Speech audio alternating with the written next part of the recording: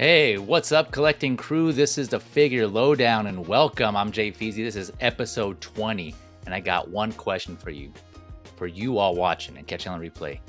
Do you remember the 21st night of September? Love was changing the mind of pretenders. I'm talking about love and passion for the hobby, for the collecting craft, if you want to call it, if you will, and anything associated. Yeah, I just fucked it. What is up, everybody? I was trying to nail that. I should have rehearsed that more, but no. What's up? Thank you for joining. Let's see, make sure I'm good, I'm not muted. Yep, looks like I'm good. Starting off solo for now. Hopefully I get another guest, but either way, it'll be me, you guys watching the chat, and anyone else in the replay. You can just pretend that you were there live in spirit. I can always Photoshop you in. But yeah, this is the Figure Lowdown, a series of videos where I discuss figures of multiple scales, both to include 1/6, 1/12, sometimes 1/18. There's 1/10, aka 7 scale. Cover it all. That usually excludes though Hot Toys and let's see, Marvel Legends, right? However, I did put up a post on my YouTube, or a community post on a poll asking if you guys, my audience, my supporters, if you would like to see me cover or do another stream that covers Hot Toys figures as well, because I do collect those. I just don't talk about them here. My initial thought was just because there's plenty of others, right? But I would still like to talk about them. I just kind of hold myself to what I usually cover here, third party and other non-popular stuff, because they need, like I usually say, they need some love too, right? There's other figures out there besides Hot Toys. Not everybody's a fan of them, I understand, but I still feel like just get that info out there, educate, and let people know, make them aware. And if they don't like it, they don't like it. But if they do, at least they learn something new, right? So that's what I'm all about. That's what this show is all about. But all that to say, from time to time, there's some Hot Toys that catch my eye that would be good to talk about. But just wanted to pose it to you all.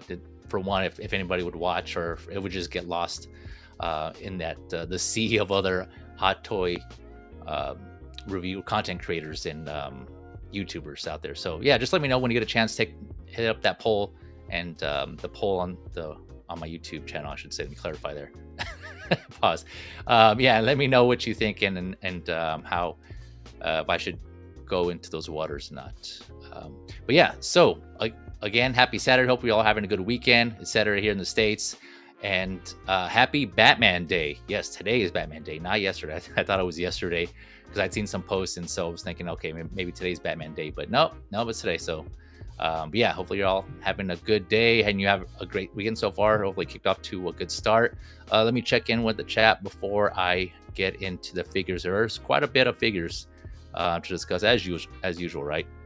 We got S-Beam in the house. Smash that thumbs up / like button, y'all. Yeah, appreciate you, Beam. Thank you. Yeah, if you guys, if you find this this stream or my content informative or helpful at all, yeah, just appreciate it if you hit that thumbs up button, like button, to show your support. But yeah, I know I have to earn it in there, but I appreciate you for supporting any way you can.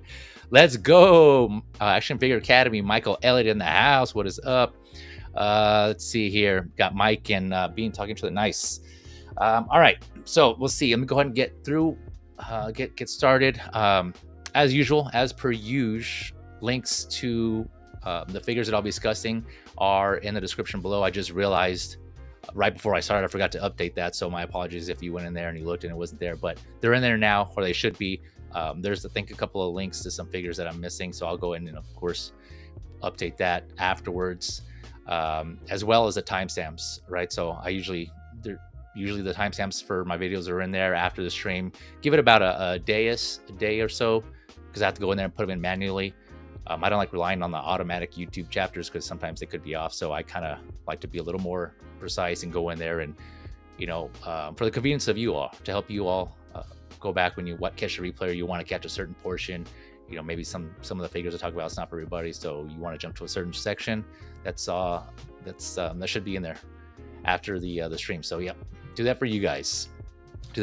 All right, with that being said, and just in time, wow, good timing on my my guest panelist here. Let me go ahead and bring him in. We got, welcome back to the stream, Rogue One Photography, aka Phil. What is up, Phil? Yeah, give it up for me. Yeah, there you go. Yeah, don't deserve this photo. Take some killer photos. And what is up, Phil? How you doing, man? Oh, you're coming a little low, or you might be muted. Oh, still low. I can hear you more so, but now you're still kind of low. Any better? Yep, you're still low there.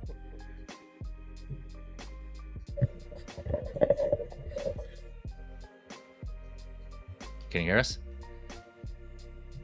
Oh, he's messing with the settings here. All right, we'll give him a minute. Phil, just let us know when you're good. Let me go ahead and bring up the first figure here. We're going to talk about, jump right into it, because like I said, it's, you know, I try to get through these figures efficiently, but the stream ends up being like 3 or 4 hours. You guys know how it is. All right, so let's see here. We'll give Phil a minute. All right, so let's see here. We'll go ahead and start mine. Where are we at? There we go. All right, first up, we got, this is the Underverse Les Mort figure, Les Mort 13, I guess specifically. Man, all over the place here. Come on. There we go. Switch it up. There we go. Yeah, Underverse Les Mort. So some of you who've been catching my streams should be familiar with this. I've covered some of the Underverse figures before. I have to go back and link which one I actually, one of their, I think one of their second figures they came out with, I covered a while ago on one of my earlier streams. And so recap, Underverse is the company started and created, I don't know if he's a co-creator or he's a primary creator of Ashley Wood. You know, Ashley Wood, he was an artist, comic book artist. He came from, he was working with 3.0 at one point when it was called 3A, right? So it was 3.0 and Ashley Wood went off and did his own thing. But I kind of cover all that in that stream. I'll have to link that below when I find out after the stream. I'll go down and link that description. Link that in the description of where I discussed the history of Underverse. But this is their latest, newest figure here, Les Mort 13. And basically, yeah, it's kind of like a skeleton kind of, yeah, honestly, I don't know the story. I know it's based on a comic, and I think it's like Tales of Suspense is the comic line that this is based on. Suspense is spelled like SYZPENSE, something like that. And from the quick reading I did, he's basically this magician who had died. His soul is trapped basically in his body. His body's, you know, has this dead form, rotting form. But he can't, his soul can't leave into the astral plane, so he's just stuck in this decaying body. Let's see here. Oh, let me see if, oh yeah, sorry, just checking on Phil, see how he is, but I think he's, oh, here we go, let me try it a minute. Let me bring him back. Phil, can you hear me? Nope. All right, still working on that. All right, so let me continue on. So yeah, Les Mort 13, let me go over. So this is going from $285 USD to $350, set to come out Q2 of next year. It's a mixture of PVC, ABS, fabric, and metal alloy parts. So he comes with, let's see here. You can see he has the bandages, standing about 12 inches, obviously 1/6 scale, so around 31 centimeters. The specific articulated Underverse body, right? So a body made for this figure from Underverse. So he comes with 4 pair of hands. Let's see here. The standard, some gripping hands. So it says gun grip, bone grip, and wide grip. So you got assortment of their hands as usual. See boots, his hat, his scarf, and everything else you can see here. And of course, one of the things that you can that you see in this photo here is his coffin, which I thought was really cool. So he has a few other accessories here, you know, kind of, let me see here, where'd it go?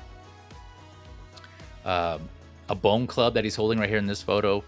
See pistols with detachable magazines, and his coffin. Also, his coffin stands 15 inches, which is about 37.8 centimeters. He has real metal chain and a figure stand. And so just in time for spooky season, you know, the title of this episode is Undead and Unnatural, right? So this guy definitely, or girl, fits in there, in that category perfectly. Just in time for spooky season, and spooky season is upon us, which I'm pretty stoked for. I started setting up the Halloween decorations out in front. I still got to finish those, but yeah, looking forward to it. Anyways, getting off track here. So yeah, the coffin, you can open it up as you can see here, and the figure can go inside. Let's see, there's a photo here. Right here. Look how badass this looks. This is cool. Just this display here for your Halloween season, or just your horror shelf, or your undead shelf, unnatural shelf, whatever you want to call it. It's just really cool. When I first saw this figure, it reminded me of Darkman, right? That I went back and saw thanks to Michael Elliott. Shout out to Michael Elliott, aka Action Figure Academy, because I know that's his movie and he kept talking it up, and I went back and saw it again recently because of him. Yeah, so it's just, when I saw this, it immediately reminded me of him. This is kind of like if Darkman kept decaying, right? And he was just left with the skull head, his skull head. His flesh just kept decomposing. This is what you would have here. This is kind of what that reminds me of, because he does come with, like I said, 2 pistols with the detachable magazines.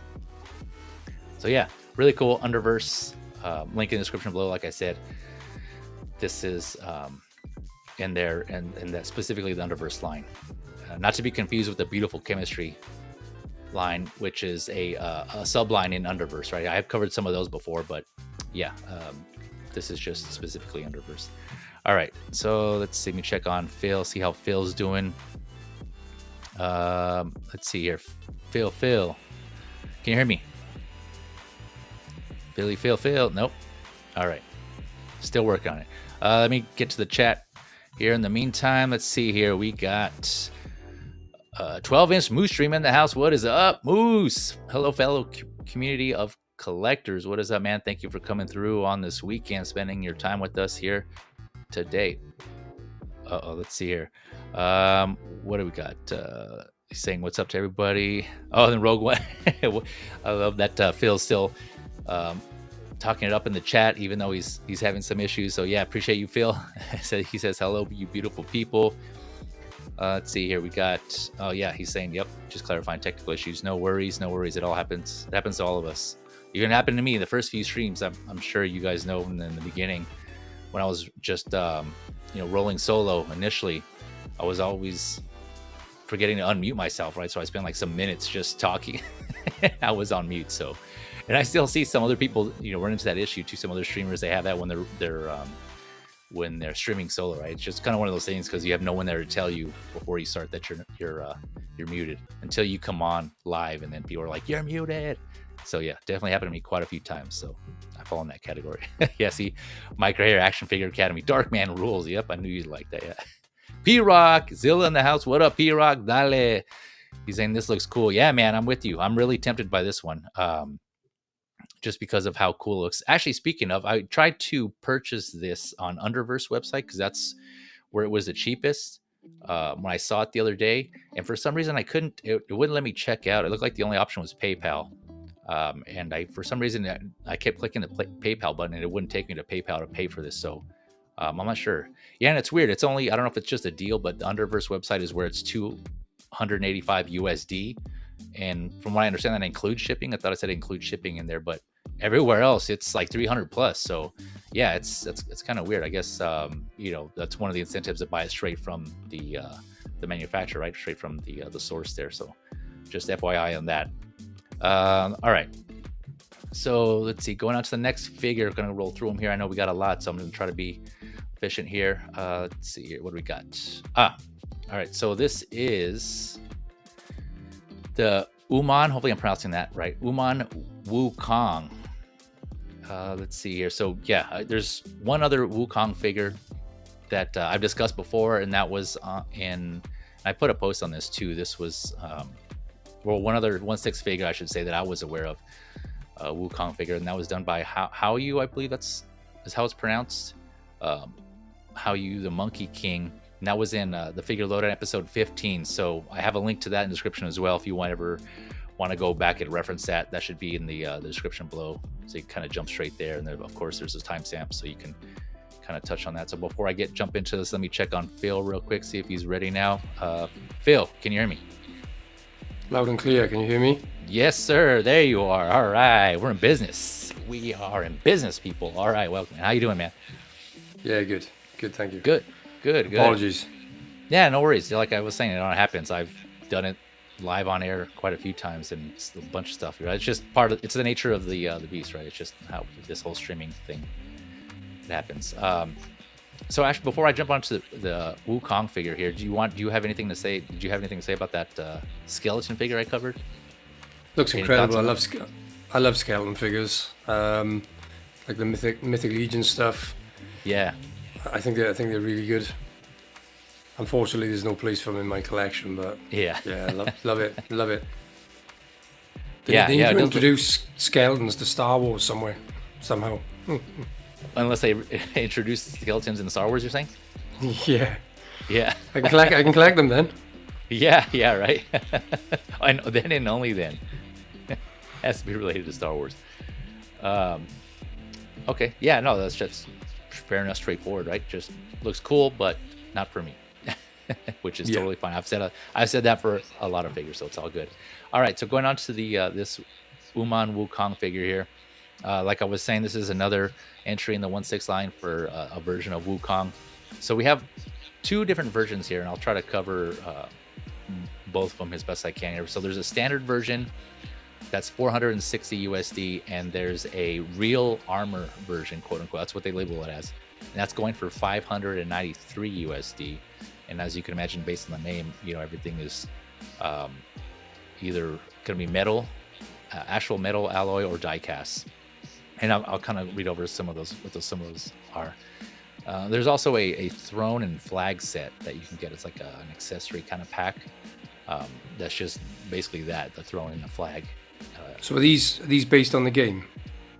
No. So, well, I don't want to say for sure, but I want to say not, because of the character. Obviously, the character itself is, but I don't think it's a specific iteration of that. Just because based on the looks, it looks to be different. But I could be wrong.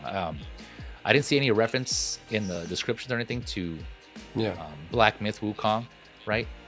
So I don't know if you get like this armor in the game or anything. I haven't played the game, for one, and for two, like I said, I haven't seen any mention of the game in the description. So I want to say it's just this is another iteration of the Wukong character, right? Some other company just kind of is doing their idea, their version of Wukong. But let me know in the chat if I'm mistaken on that.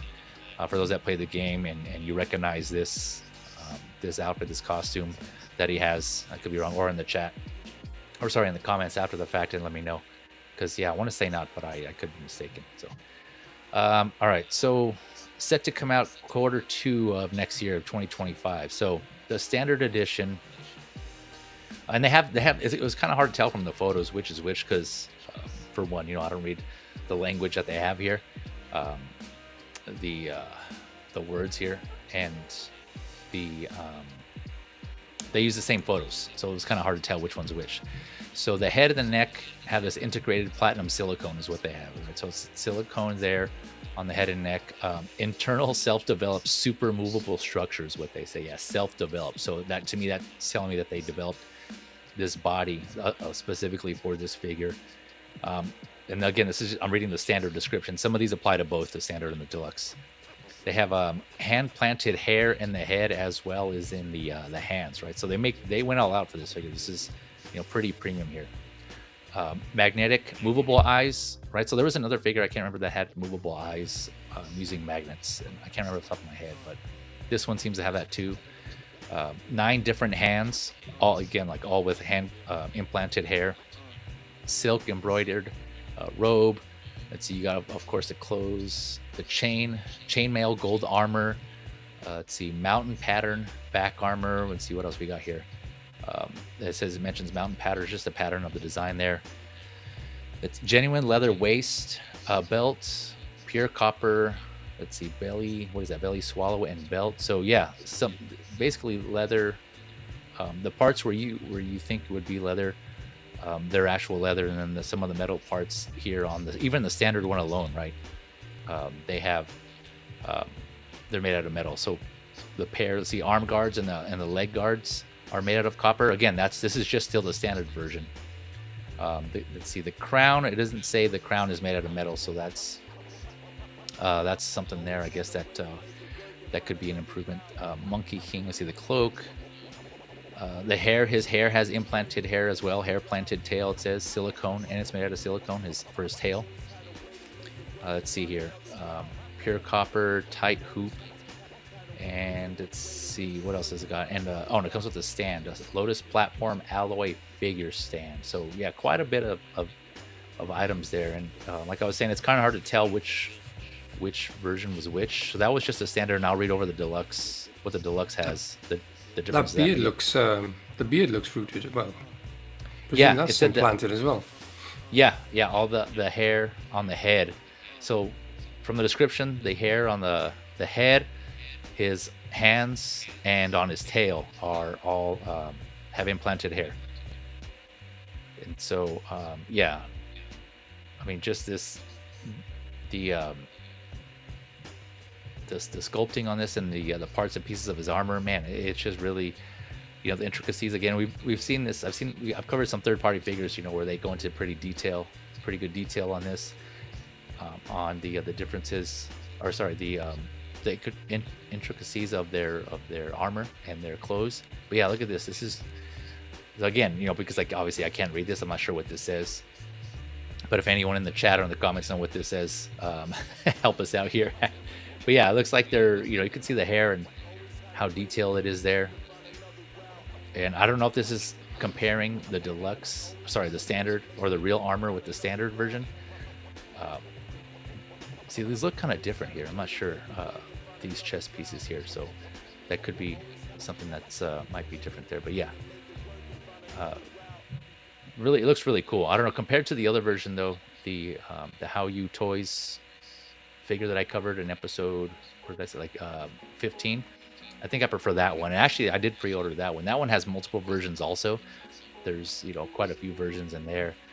And then this one, this is just the look-wise, it's just a one version, but it has, two different, the two different versions or editions are based on the clothes, the material that his clothes or armor is made out of. So that's the kind of difference with that. What are your thoughts on this one, Phil? Absolutely incredible. I mean, if I was a gamer and I only collected gaming icons, then it's a must. It would be a must for me. I mean, this blows Hot Toys out of the water. I mean, I know you're paying quite a premium price for it, but I mean, that's exactly. It is real, but it's unreal. Yeah. I mean, no. Yeah. Yeah. I'd love to pick this. If I was a fan, 100%, it'd be coming back. It'd be pre-ordered day one. Yeah. Second one, without doubt. No, yeah, it's cool that we're and I'm just a fan of this character, this mythology. I've touched on this before. Just these mythological creatures and characters in different in different cultures and different lore. And so they also did some 1/12 versions of this figure, and I covered those in previous episodes. I think it was actually the same one on episode 15. I can't remember, but yeah, for the 1/6 scale, I know when I covered the previous version, the other version, I was thinking maybe if we get more variations of if other companies make this figure, it'd be better for the collectors, right? Because we get choices. Granted, the previous one again had multiple options. There was like a light version and a dark version, and I ended up getting the dark version of that picture. One. Sorry, Jay. That picture there with him on the throne and that tiger skin, that's stunning. Yeah. Speaking of, so on the throne here, so again, the throne and the flag set, that's a set, is $220. Most of that price, I'm guessing, is because the this tiger, I don't know if you want to call it a throw or just the back seat of the chair is made out of actual fur. It says real fur, so I don't know fur from where. Hope not. But it says tiger skin and it says real fur there in the description. So fur from what? I don't know. They didn't specify. I don't know if we want to know, but yeah, that's most likely why it is why it is the price is set to what it is. Yeah, so going on to the real armor version here while we take a look at, let me go on to another picture here. Let me see if I can spot the differences here. So again, basically, with the real armor version, most of the parts are going to be just made out of either copper or some sort of metal. So like here, it says the chest plate is pure copper with pure leather edging. Again, this is a real armor version. All the back armor, the shoulder armor, let's see here, the shoulder guards, all of that is made out of pure copper. The straps, where there would be straps on the armor, are it says leather edging, right? So I'm not sure if that's referring to the kind of pieces around, like literally just the edges of the armor. I'm not sure, but yeah, when you guys check out the description, that you kind of see what you can make out with that. But sometimes, that's the thing with the description of these figures, that they're not too, they're kind of vague. I'm not sure, or they're not really specific on what they're referring to. But let's see here. So this Falcon Tail has armor that's also made out of copper. And let's see, yeah, armor guards. Yeah, that's kind of the same. So there are quite a bit of things that are, whether you think it's going to be worth it or not, as far as getting the real armor version, where most of the, if not all, his armor is made out of metal or copper, versus the standard where only some pieces are.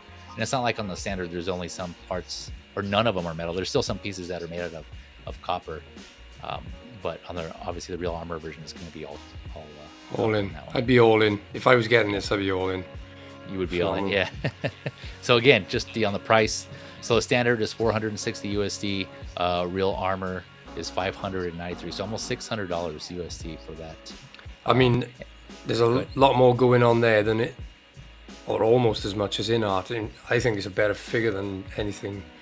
Don't get me wrong, in art's figures are superb, but for what you get in there and what you're paying, it's no different to what you're spending within art. Yeah, no, I agree, and it's a kind of a I would say initially it's a good thing, because in art, their figure that came with the collector's edition, in the Asian markets, right, that the figure that they made was apparently just sold out in either seconds or minutes, and it was hard to get, and people were trying to get that. But now, we have these other 1/6 variations of Wukong. Granted, I don't think it's directly from the game, but still, for anyone that wants a version of that character in 1/6, you got a couple options now. I will say though, the dark version of the previous one I covered, the How You Toys one, that one resembled Wukong in the game a little more closely. There was a dark version there, and that one last I looked, it looked to be almost sold out everywhere. I was fortunate enough to find one.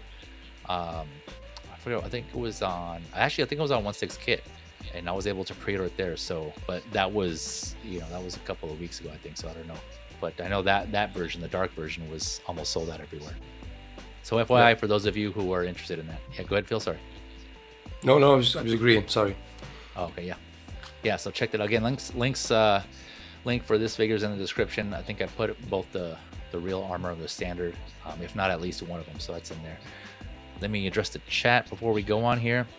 Thierry on the house, what is up? Thank you for coming through. He's saying, I want a Wukong figure, but knowing there's an in-art version out there, I can't seem to settle for a third party. Yeah, I see. You kind of basically just touched on what we were referring to, right? So, just because of the fact that I haven't even compared the prices. I was going to say, because that's sold out or hard to get, it might be pricier. Go ahead. Is this not officially licensed then? No. Well, it would. It's hard to tell because it's all in Mandarin or whatever. Yeah, I don't.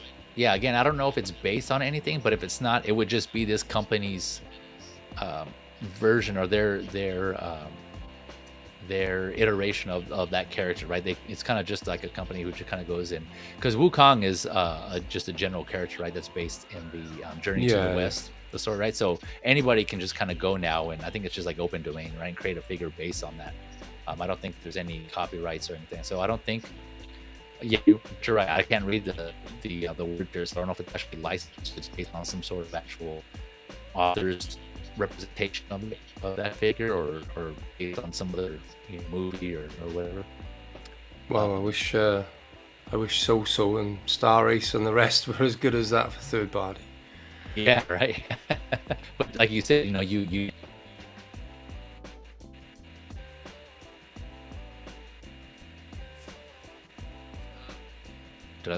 you guys can you hear me? Yeah, we got you. We got you. Okay. Yeah, look, I kind of dropped out there on my end, so I was like, oh man, thought I was dead in the water. I panicked then. I thought it was me again. Yeah, no, I think that was me that time. Yeah, so apologies all if my connection is spotty and or things drop out. Yeah, that happens sometimes. I know that's happened before in the past, so apologies. But yeah, let me know in the chat if you notice any issues or the audio's off or anything like that, as usual, and I'll try to see what I can do on my end. But yeah, what I was going to say is like, yeah, go ahead. Go on, sorry. I was just going to say, I can understand people's reservations in ordering it because it's third party, but I mean, looking at that and the materials used, and I mean, yeah, I'd be happy to. I wouldn't be happy to pay $600. Don't get me wrong, but I would be happy to pay for that figure if I was a fan. Yeah, I'd be happy to. Yeah. So I don't. Yeah, but again, because based on the whole license question, I don't know if this is third party per se, right? Because third party usually means like there's a company that's making a figure, an unlicensed figure, right? Like a figure. Yeah. That they didn't get a license for, but I think this is just a company doing their own version, right? So it wouldn't technically be a third party. It's just like a company kind of doing their own version. So, but yeah. I don't know.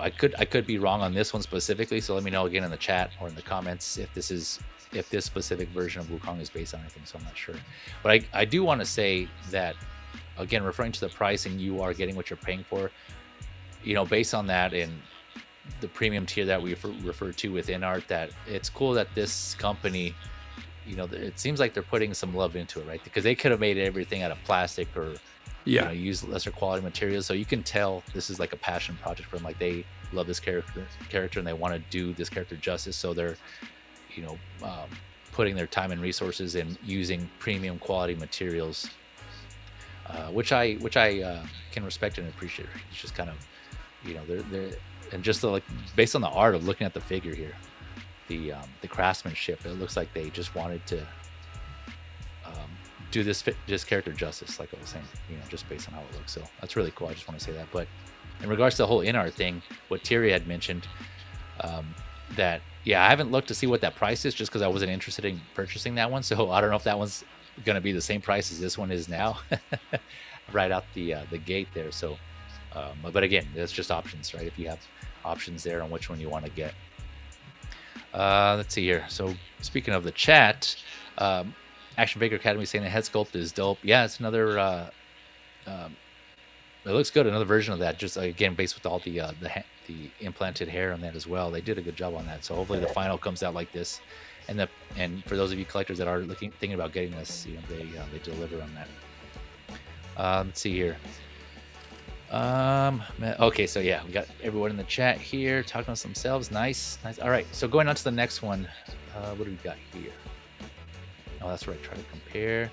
Okay, jumping on. I know some people talked about this one. This is the Art Figures Edward Scissorhands Artisan Edition, and I'll kind of be brief on this one. I feel you probably talked about this one already. Have you? Another show or no? No, we haven't. No, but okay. I gotta admit, I think it looks pretty good. Yeah, it does, right? Yeah. So this one, let me get the info real quick. $312 USD to $372. Set to come out either the end of this year or Q1 of next year, 2025. And it stands about 13.4 inches, so around 34 centimeters. So it's a little taller than your standard 1/6 scale figure. So the Artisan, again, you know, the difference between this one is the hair implantation. They use wool for the hair, hence the Artisan, which is kind of interesting. I just want to kind of sidetrack and say that they're using that. That kind of surprised me, I guess, because Hot Toys can't really either they didn't like trademark that name on their figures, the whole Artisan line or anything, or if they did, then this figure just like straight up didn't care, because that's kind of pretty obvious. But then again, you know, they're just using this Scissorhands. I'm pretty sure this isn't licensed, or maybe it is. I don't know. I could be wrong. But I want to say this one isn't. I'm guessing because they've just mentioned Scissorhands there, haven't they? It's not Edward Scissorhands. Yeah. So I'm guessing they probably don't have. In all fairness, whoever's done the hair I think they've done a pretty good job. Yeah, right. How long it'll stay like that, I'm not quite sure, but yeah, exactly. So the body has 30 points of articulation, which is more than normal. So that's pretty good. I was kind of impressed by that. Let's see. So black fabric top, and it has metal decorative buttons, right? So the buttons on his on this upper clothing have metal decorative buttons, as well as his pants, metal decorative buttons as well. A metal buckle on his belt. Let's see here, on his, the straps on his bodysuit, I guess those are metal as well, it says. And this one's kind of confusing. It says PVC black leather boots. So that's kind of... Is it PVC or is it black leather? Yeah, exactly. It's kind of contradictory, I mean, there, right? It's quite a hefty markup, isn't it, for what we're assuming is a unlicensed third party. I mean, yeah, $300+ you said, wasn't it? Yeah, I think I still think it's a nice looking figure. I mean, I'm not a fan of the IP, but I think it looks pretty good. I mean, I can see Johnny Depp there. Yeah. The movie. Yeah, no, for sure. And this is one of the reasons why I wanted to talk about it, just because I was really impressed by this. It looks really good. I think it still looks a little youngish. I know Johnny Depp was young when he did this, but yeah. I think this still looks a little younger than that, but it's pretty close. I gotta say it's pretty close to it. I mean, you can obviously tell if you have it on your shelf who it is. But no, yeah, this looks really good, especially compared to the Hot Toys one. But to be fair, that Hot Toys one was made a while ago, so yeah, kind of older sculpt there on that one. But yeah, I'm not a huge Edward Scissorhands fan. I like the movie, I enjoyed it, but yeah, it's not one that I would go out and buy. Is that a Tim Burton as well? Yes. Yeah. God damn it. Why is that? You're not a fan? I'm not a fan of Tim Burton. No. Oh no. I had a feeling it was a Tim Burton, but I wasn't 100%. Oh, gotcha. Oh man, that's breaking news to me. Man, is there any particular reason? You're just not a fan of the style? I just don't know what it is. I just find that, don't get me wrong, he's probably not the only director that uses the same actors and actresses and everything. But oh, gotcha. I've just never been. Don't get me wrong, I love Johnny Depp. I've never been a fan of Helena Bonham Carter. Oh, okay, gotcha. I'm not sure if she's in this though. Is she in this? Or not? No, she's not. But I know he uses her quite a lot as well. Or used to, obviously, not anymore. But yeah. Yeah, I don't know. No, I've heard that before. That's fair. I have heard that before. That just people just didn't like. In general, I think directors who just use the same actors in most or all their movies. If it works, I mean, don't get me wrong. If it works for you, then it works for you. And there are directors out there who regularly go back to the same actors, and I enjoy their films. But for Tim Burton, for some reason, it's just something I've never really got on with. I mean, I don't need to go back really and what, because I was probably in my late teens, early 20s when he was releasing a lot of his movies, and I've never really gone back to watch them. Beetlejuice is one I've got to go back and watch. My wife loves it. I've never sat down and watched it with her, so I know we're going to discuss later on. But oh yeah, we got a couple of those. Okay, how about this? What about Nightmare Before Christmas? No never real seen actors then. No? Okay, is it? Never seen it. Because he choose not to because it's Tim Burton, or I think it was at that stage. Was that one of his, not one of his last movies, but one of his latter movies before he started producing again? I'm sure. Directed? Yeah. And by at that stage, I already sort of took a dislike to his style, so I never bothered with it. Yeah, I'm not sure. I want to say it's in the middle of his career directing, but I'm not sure. Yeah, I can't remember where that was. That's a good question. At what point in his directing career that came up? Yeah, I'm not sure on that one. Okay, interesting. But no, that's totally understandable. I hear where you're coming from. But so this, for those that don't know, this is Art Figures released a version of this figure last year, beginning of 2023. But that was the sculpted version, right? So hence why this one they labeled this Artisan. Otherwise, they would have just came out and called it Scissorhands. And so they look to be the same. I was looking at the description, and let's see here. Yeah, the description of the sculpted one, and I have a photo here, so let me see if I can go back and forth. So this is the sculpted one here. right? And you can see they're pretty close. And there are reviews of this, obviously. Big Bretta has a review out there. Shout out to Bretta. I actually put his link in the description below for this review, so if you want to check that out, this is for the sculpted version. And he in that review he mentions the quality there of the suit and how some of it looks. I think he says it doesn't look like it's leather. I mean, it doesn't appear to be leather, even though it looks like leather. And it doesn't say in the description any of it is. And so they just have, like I said, metal decorative buttons.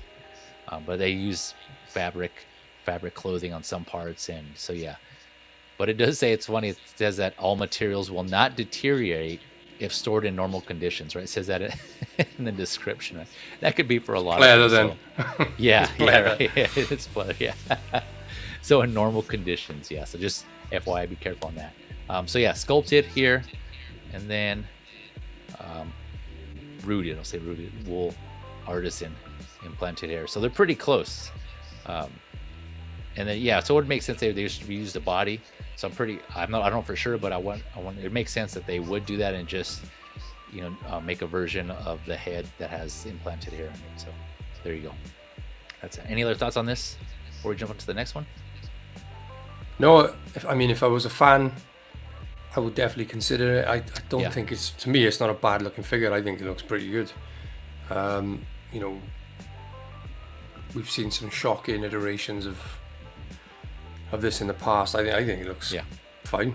I mean, if you didn't have the hot, it's not 1/6 then? Is it slightly larger, or is it just because he's a tall character? Yeah, I want to say just because it is 1/6 scale, but I think just because he's taller, because it's funny, he was actually made from a piece of like machinery. So like in the beginning of the movie, there was they call him the inventor, right? He made different creations, and he had like this assembly line, this machine that made cookies, right? And it was actually played by Vincent Price, which is really cool. The inventor, quote unquote, is what his name was, I think.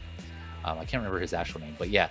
And so he was looking at this one of the machines that was in the cookie process. It was the one that that cut. Obviously, they had these scissors for hands. It was a robot that was just doing this, and then it just had his idea that he wanted to create a person from there. And they don't show that whole process, at least not in the final version. So it just goes from that into him. So I think that's what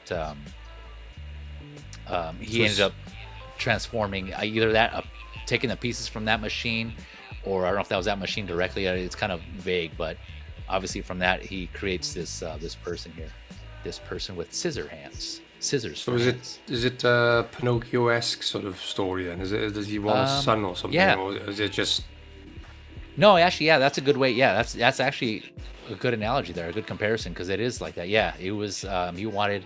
I can't. It's been a minute since I've seen it, but I think he was kind of lonely. There was in his house on a hill type of thing, and he was by himself, and so he wanted just like a child, some sort of like a childlike figure or someone to care for. And so he treated him like a son. Like he was reading to him in the beginning and things like that. Yeah, that's a good comparison. I never thought of that, although I should have. But yeah, all right. So going to the chat real quick here, Tyria is saying like Adam Sandler, him casting Rob Schneider, David Spade. Yep, yeah, exactly. Yeah, this is exactly what I was thinking too when I said that. Yeah, he's another good example of a director or producer who uses the same actors in their movies. Action Figure Academy is saying Nightmare Before Christmas is one of his better movies. Yep, I agree. Watch that multiple times every year. Both Halloween and Christmas. I should watch it. I mean, my wife and I, we've been to Disney Universal 3 times now, I think, over the last few years. Okay. Yeah. And I know Nightmare Before Christmas is huge over there, isn't it? Yeah. Yep. So maybe I should check it out, but yeah, I'm a big fan of the whole Nightmare Before Christmas. Yeah. The movie and I don't want to say Die Hard because I don't have any tattoos on me or anything, but I did collect all the Diamond Select figures. Yeah, I should. Jack, like a skull on my back of Jack Skellington. Did NECA? Wasn't NECA or somebody do a line last year? I don't know if it was last year, but yeah, they did do a line. But I personally prefer the Diamond Select ones because they have more variation too. They did, I think, all. I'm trying to think. Yeah, I think they did all of the characters in the movie, and I when I started collecting, I made it a point to get all those figures, and so I think I got them all actually. And so that's part of my Halloween decorations. I have a table in my living room, and I put them up.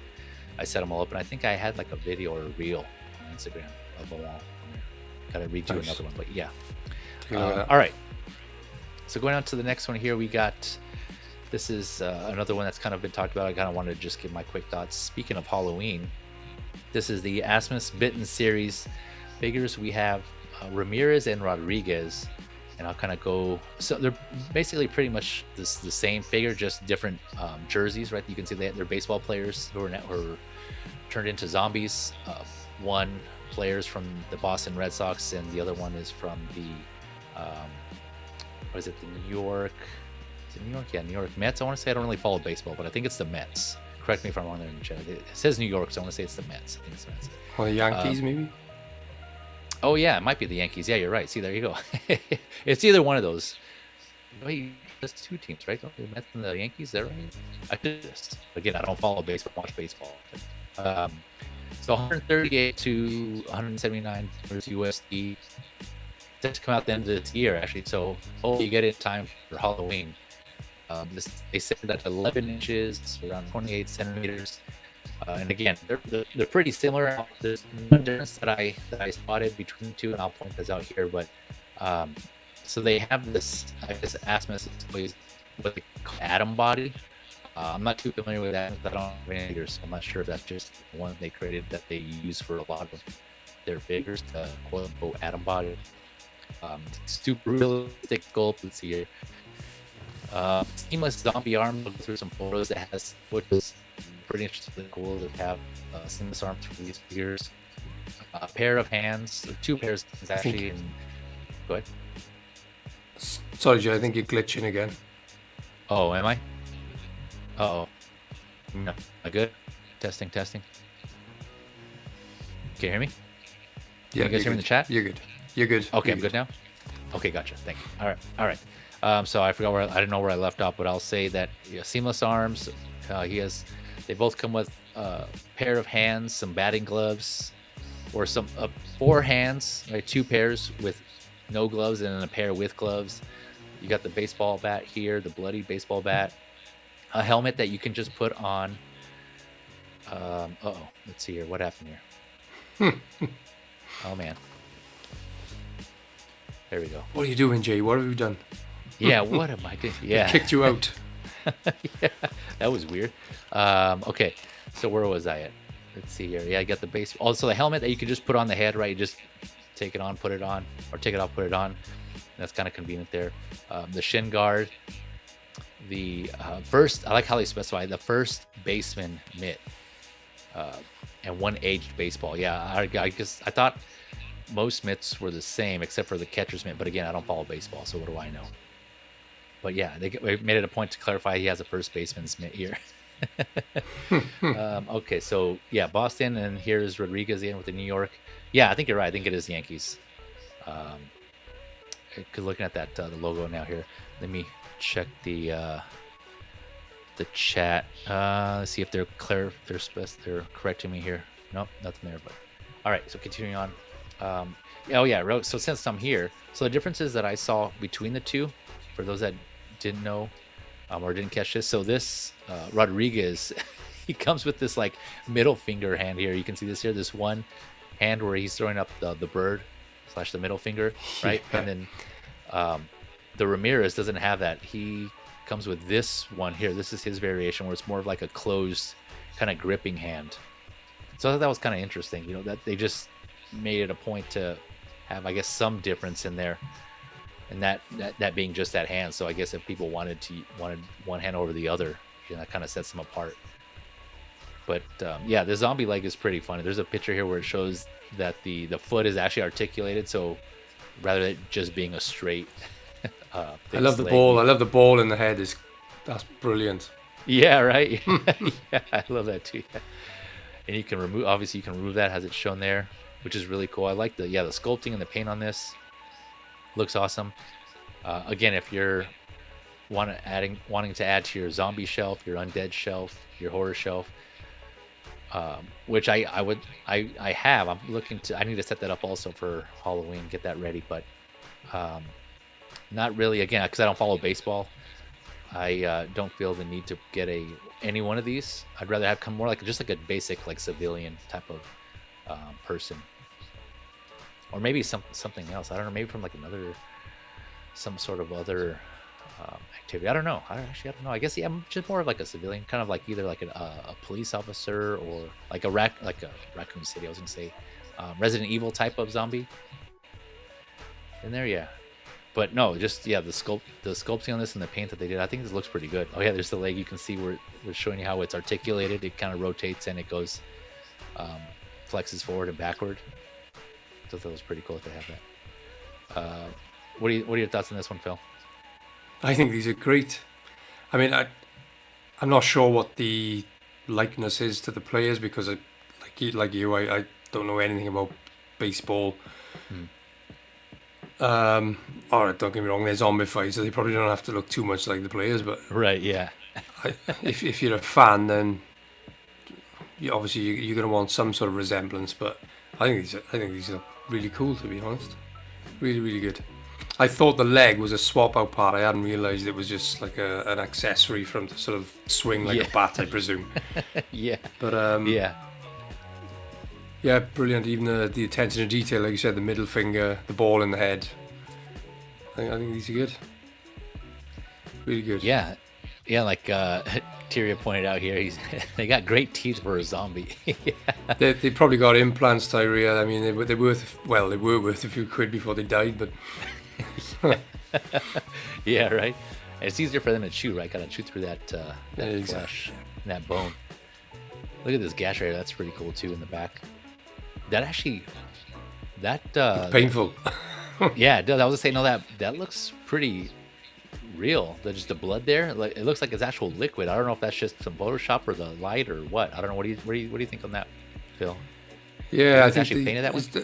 Is there a bullet in the hole next to it as well? Oh, maybe. I don't know. Unless that could be the light in, but yeah, it looks like there's a bullet in the bullet hole there. Yeah, seamless arms here. You can see. Yeah, really good. Really good. Oh yeah, pin for. I love that. There we go. Yeah. Oh yeah, right here. Yeah. Brilliant. Yeah. Yeah. So if you want some attitude, zombies with character, yeah. Yeah, with character, exactly. Yeah. No, so it is cool. I just would prefer something other than like the baseball look, but I do like the creativity here and just the with the baseball in the head, like you were saying, and just how they did the open wounds. It looks really cool. Let's see the attention to blood and flesh details. Yeah, it looks like it's just kind of just painting the way the way the light hits it. Like they painted it with the intention, if you shone some light on it, it would kind of reflect and make it look real. It's really cool. But yeah, let me let me get to the chat here. Kenny Lang, what is up, Kenny Lang? Thank you for joining us. They're saying a zombified Babe Ruth. Yeah, right. Yeah, I wonder if they're again. This is called the Bitten series, right? So this sounds like they created a whole. They're starting to create a line from this, and I didn't get a chance to look and see if they had any others, or these were the first two in that series. And so I wonder if it's just going to be like sports related, or if they're going to stick with baseball themed players or baseball players for their zombies, or they're just going to kind of spread out to other other sports as well. Sports, or just in anything, like in general, just normal civilians as well. So I don't know, that'd be interesting. I'm looking forward to see what else they come with. So I would definitely keep an eye on this line, because I wonder if they have to pay likeness rights for these. Yeah, I don't know. Let me know in the chat, or let us know in the chat or in the comments if these are because they're using their names, aren't they? They're using their names. Yeah, but I don't know if they're just made up names or their actual. Yeah, actually, because that's a good point. Because obviously, for the baseball teams, they would have to get the licenses for those, right? Because usually, if you make a character or a figure from any sport, for players, it's more difficult, right? Because I believe you have to get a license approval from the team itself. And I think from the organization, and then from the player. But I don't know if these players are actually based on actual players on these teams, or if they just kind of were made up. But let me know. Moose. I was going to say Moose is in the chat. He said he's ordered one. So Moose, are these actual baseball players, or are they fictional. Yeah. But yeah, let us know here. Interesting to know. Yeah, I know there was the major players like Rodriguez, like Alex Rodriguez, but I don't know. I don't think that looks like him. Again, I'm not. I just heard of the name, and I know he was a pretty good player, but again, I don't follow baseball, so I'm not sure if that's supposed to be him or not. But they look the same, right? They just different colors. This one's obviously more have a blue tint all around, even to his skin is a little more pale, and then Ramirez is kind of has like a more reddish tone overall. There we go. He says the Boston. Oh, okay. The Boston one is Manny Ramirez. Oh, yeah. Thanks for clarifying there, Moose. Okay. Manny, yeah. And that actually looks like him. Moose, can you confirm that? Anything I'm sure to unlock though. So I don't know if they made license. Like I don't have any of their figures, so I'm sure they looked like yeah. Oh yeah, I can. I also do remember reading this line by Asmus, but it did. You're dipping again, Jay. Sorry.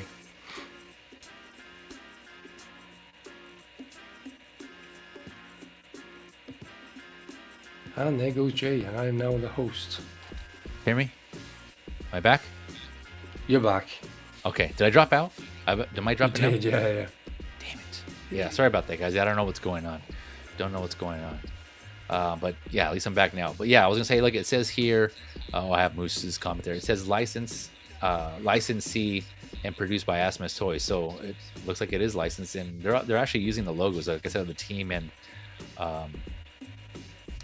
some like insignias or symbols here. So yeah, it looks like they are licensed, which is actually pretty cool. So maybe this is based on him. Interesting. All right. Any other thoughts on these, Phil? Sounds no, like they're love them. Love to pick them up. They are a pass. I'd love to pick them up. Just nowhere for them to go, unfortunately. Yeah, gotcha. That is fair. All right, going on to the next one. Still in 1/6, we got this is another version of the Lich King. I think that's how you pronounce it. This is the character based in World of Warcraft. And now, again, I covered another variation or iteration of this figure. Let's see, what was it on episode? So there's two different previous versions. This character has been getting some love recently. I don't know what the popularity seems like. They just kind of boosted up, or if World of Warcraft is making a return, or what. But this character specifically here, I know there's been two other 1/6 pre-orders that went up from different companies. So episode 17 of the Figure Lowdown, I covered one version by 108 Toys, and then episode 19, the previous episode, I covered one done by Shark Toys. And in the episode 19, the figure that I covered there, I kind of did a quick comparison of the two that were already up for pre-order. And that link is in the description below for episode 19 if you want to check that out. That one, the one that I did by Shark Toys, and I compared it to the 108 Toys. And those are both also 1/6 scale. So we have this company here, which is 3YS. I think, I don't know if it's just 3Ys or 3YS Toys, throwing their hat in the ring for Lich King. And they look to be stepping up their quality and their version of this character as well. So there's just like the Wukong figure I mentioned earlier. This has two versions. There's a standard and a collector, and I'll show you some pictures of the difference here. But it's basically the standard is $334 USD. The collector is $490 USD, and then there's like a separate bust kit, a bust where you can connect like other armor pieces along with the head on for display, and that is $162 USD. And in the collector, you get both just the figure and the bust. So it's kind of basically like a combo pack, right? If you get the collector edition, you get everything, is how it looks to be. This is set to come out the beginning of next year, 2025, Q1. And he's standing pretty tall. He's at 14.5 inches, 37 centimeters.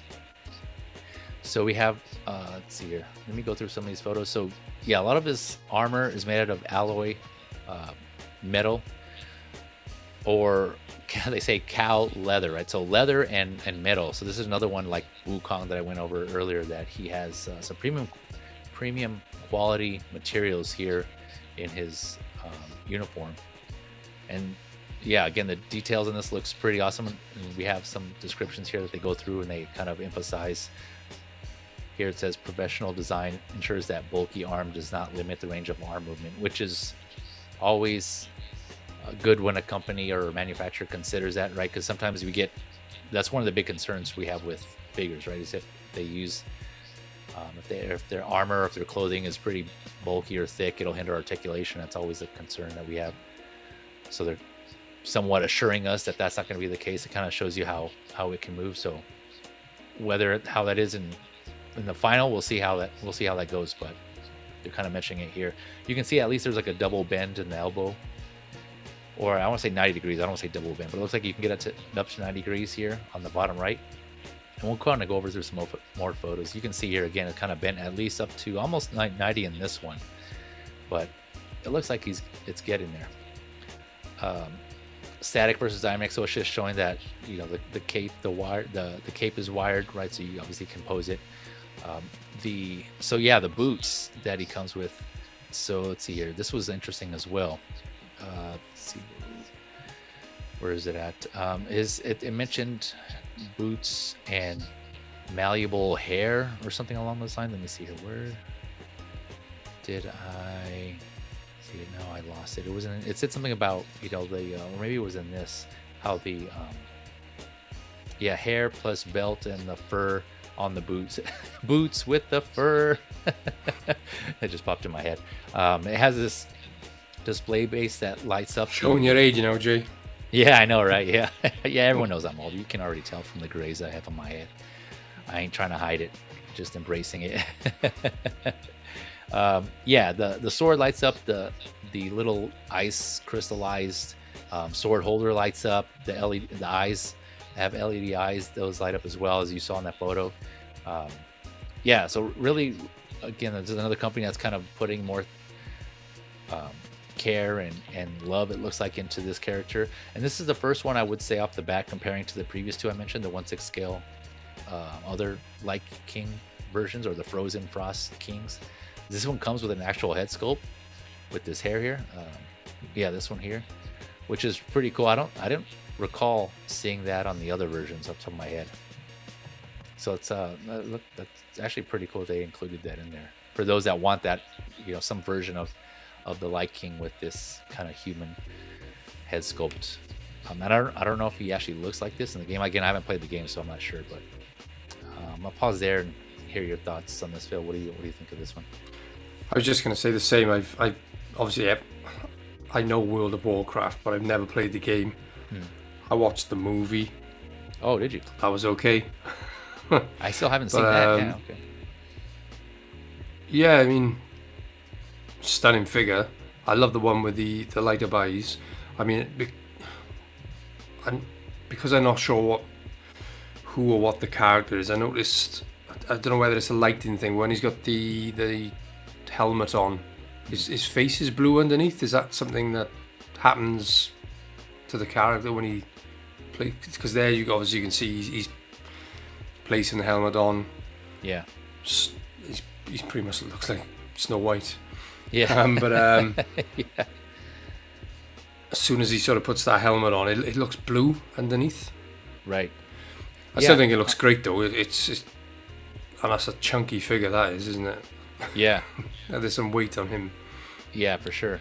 Yeah, to answer your question, I'm not sure. Yeah, I noticed that too. Again, I haven't played the game, and I don't know the lore behind him. Sauron, like, isn't he?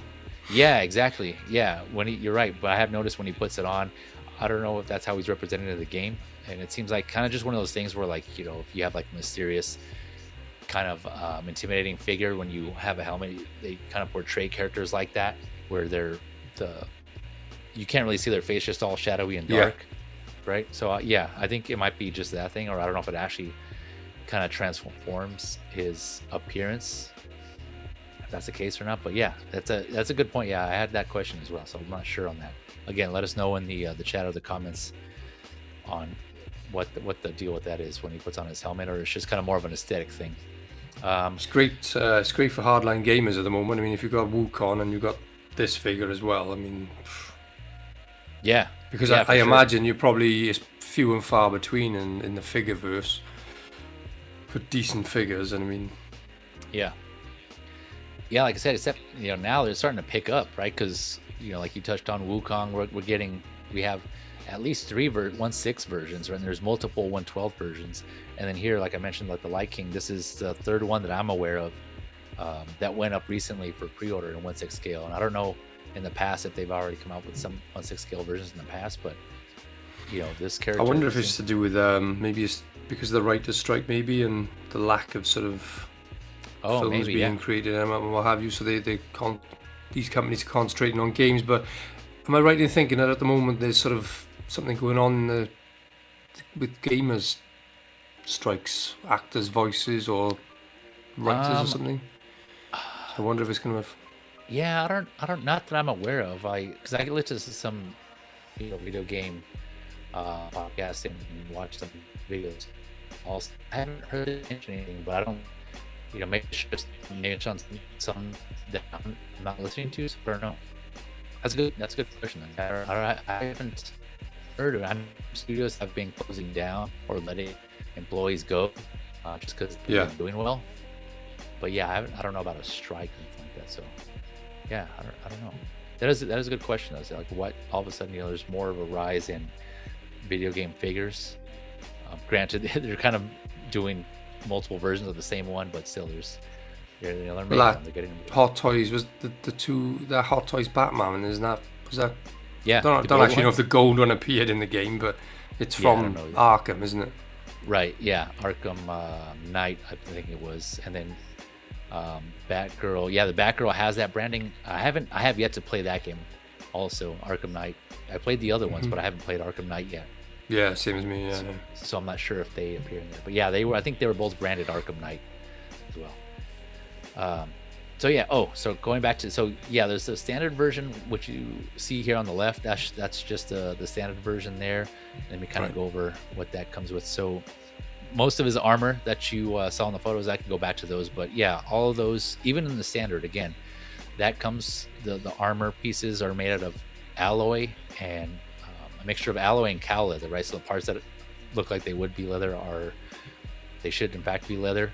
That includes like his elbow armor, forearm, his chest armor, alloy and leather. Is that the weight there? 2,000 grams. That's a 2 kilogram figure, just on the standard. What's the one on the collector's edition? Wow. I think there might be the total weight of everything there, including the bust, right? Because you can see on the right, this is the bust I was talking about. So it looks like that's the total weight of what's going to be in the box. I'm guessing. I'm not sure. Yeah, I didn't see anything in the description about a hefty figure. Yeah, right. Yeah, you figure everything's 3,000 grams, 800 grams, nearly 4 kilos. Yeah. There's a shipping bill for you. Exactly. Yeah, I was just gonna say to keep in mind for those of you that are considering this, or even the other ones, the other like King figures that, in general, right, with these figures that have these metal parts, actual metal alloy pieces, it's gonna add to the weight and the shipping cost. So just keep that in mind as well. It's kind of one of the downsides of getting those premium materials. Yeah.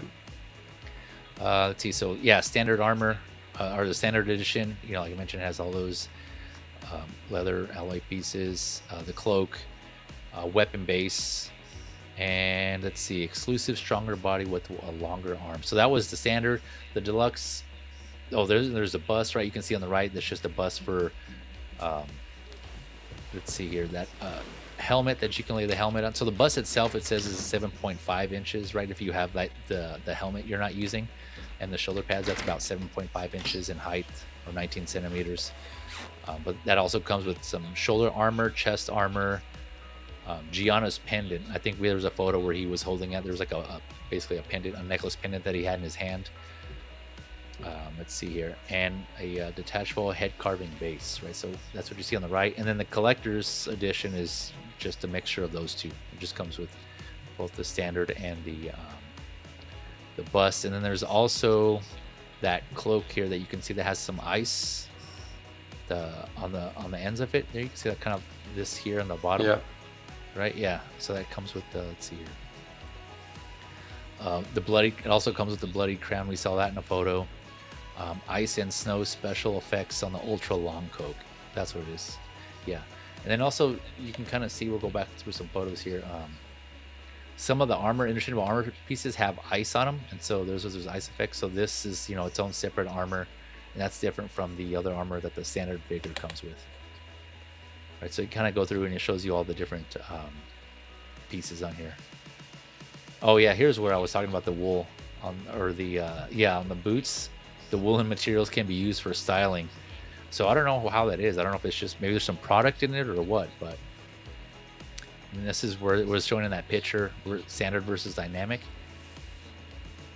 Here, comparison of the shoulder armor sizes also that you get, the interchangeable shoulder armor pieces. So yeah, there's definitely a lot going on with this. Again, there's some intricate detailing in the sculpt of the armor and the premium quality material. So this is really cool. It just shows you again, like I said, the light up base that the sword goes in, and the sword lighting up there. Really cool. And here, it just kind of touches on all the features and accessories of this. Cow leather. Just make sure it's cow leather, right? Emphasize that. But yeah, really cool. Again, light up eyes there. And there's, like you were saying, Phil, where the face gets darkened when he puts the helmet on. So I don't know. Yeah, I think the other two also were kind of pricey, but there were some options where some inexpensive options for those if you didn't want, certain quality materials on that. So yeah, options if you're a fan of the Light King or characters based on the Light King, I should say. But yeah, check them out. Like I said, this link's in the description below for my previous lowdown, or if you just want to go straight to episode 19, check that out, the comparisons of the other two. So yeah, really cool on this one. Let's see here. All right, going on to the next one. Or any other thoughts on this one, Phil, you wanted to add? No, I'm good. Thank you. All right. Yeah, no problem. Okay, jumping on or switching over to the smaller scale. Switch it up. This one just came out today, and so I, just in time, I was pretty stoked about it because I saw a tease for it yesterday. And this is, they usually put out teases, and this is the 4 Horsemen Figura Obscura, and this is the Frankenstein's creature.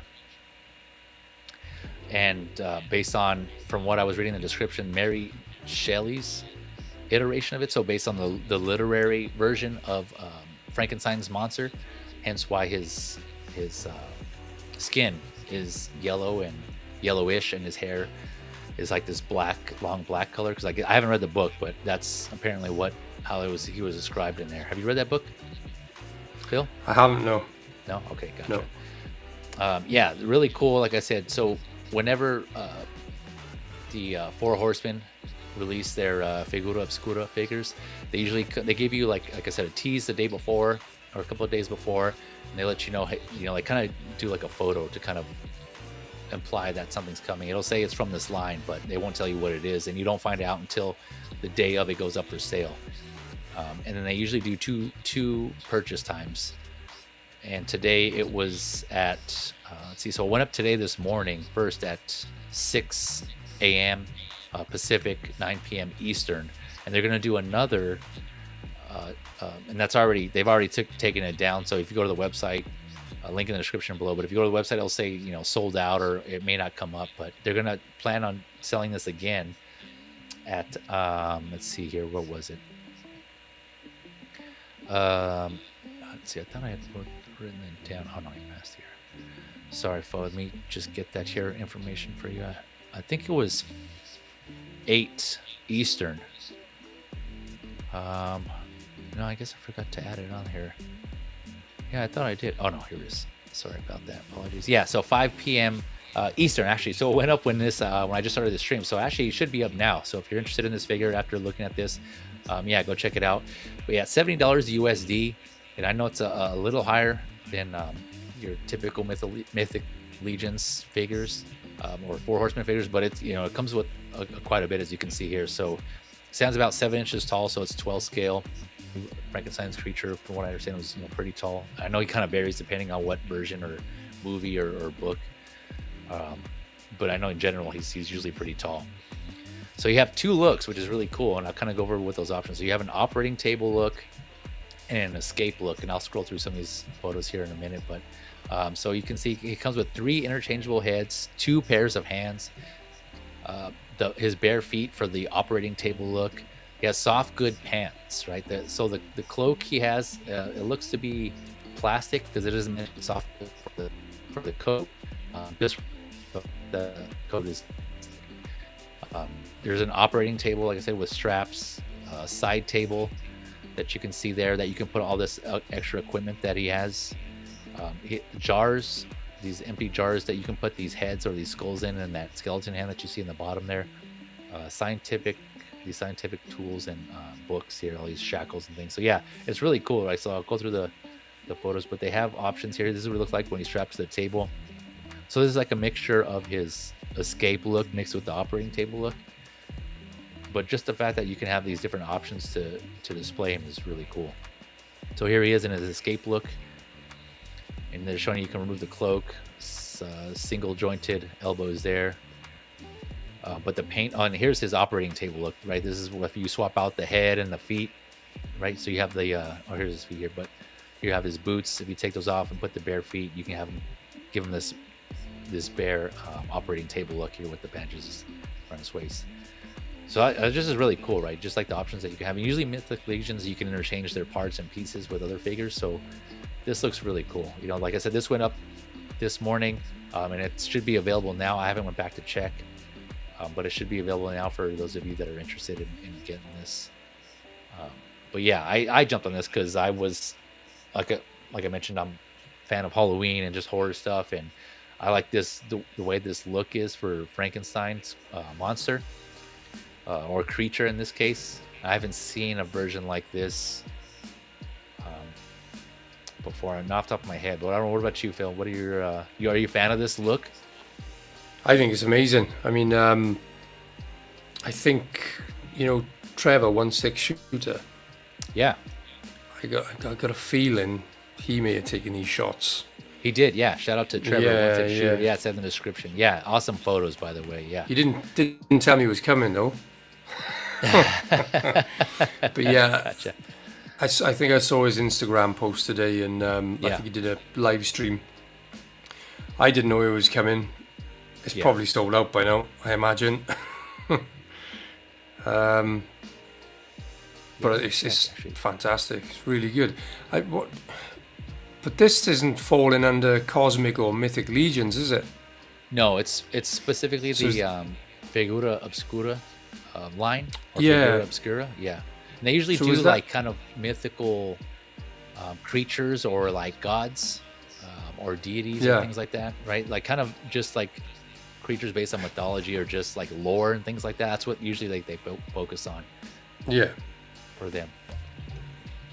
Yeah, because I have I'm a big fan of this line. I have most of their figures. There was one that they did one of Edgar Allan Poe's poems or short stories, and it was like the Red Cloak of Death or something. It had something to do with the clock, and I forgot what it was. But that one I really wasn't feeling, so I didn't get that one. But they came out with the version of Wukong.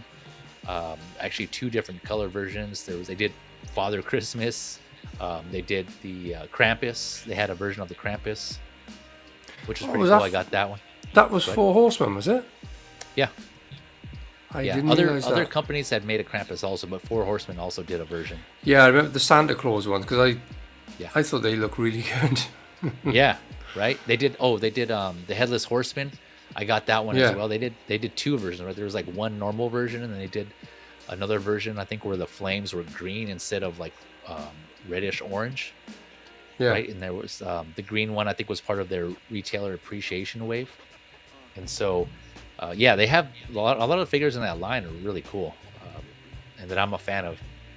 I will say though, speaking of that retailer appreciation wave, they did the same thing with Wukong, where it came up with one color and then like the standard brown kind of fur look for the monkey, or that monkey look, and then they came out with one where his hair was like more golden. I don't know if you remember that one, right? So I'm thinking for this one they may do the same, right? So this is, like I said, this is based on the literary version of from the book, right? So I'm wondering if they're going to do like a traditional type of green version, because we usually see Frankenstein's monster in some sort of like a green color. So I wonder if they'll re-release it in another appreciation wave or something in a different color scheme. This makes more sense because I suppose if it was a cadaver, then it's more likely to be sort of jaundice or yellow in colour rather than green. Yeah. Yeah. What do you think? Do you think they'll re-release it in another color though? I think so. Yeah, I think you'll get a green version. Yeah. Yeah. That would make, so if you missed out, there still might be hope. I'm not, saying there's any guarantees, but yeah, be on the lookout for that. Here, let me switch it up so you guys can see the accessories more. But yeah, it's just really cool, man. I like the display. And then, like I said, the different options. I'm always about different display options. I love it when figures do that, or when companies do that, and apply that to their figures. And you got the shackles here on the bottom, right? Really cool. Yeah, and just the table again, it can go on great on your Halloween horror shelf. So yeah, needless to say, I picked this up. I was pretty excited when I saw this, and I was talking with Philip the Fool. Shout out to Philip the Fool. Another great photographer, of course, along with yourself there, Phil. But if you guys haven't seen Philip the Fool, or if you haven't subscribed to his IG, go check him out. I gotta put his link in the description below. But yeah, me and him, he saw this, and he's also a fan of Four Horsemen figures, and we were trying to figure out what the tease was, right? Because like we mentioned, they usually put up a tease of an image to kind of hint at what the figure is going to be. And so it had lightning. I don't know if you saw it, Phil, but there was like lightning, and then there was like an image of a key coming off of one of the lightning bolts there.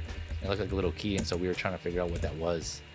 And my guess was Frankenstein's monster. But no, yeah, it's really cool. I'm looking forward to getting this one. FYI, shipping was $10. Well, the cheapest shipping option. There are other options, but if you're looking to get this, like I said, 70 USD. The shipping was the cheapest was $10.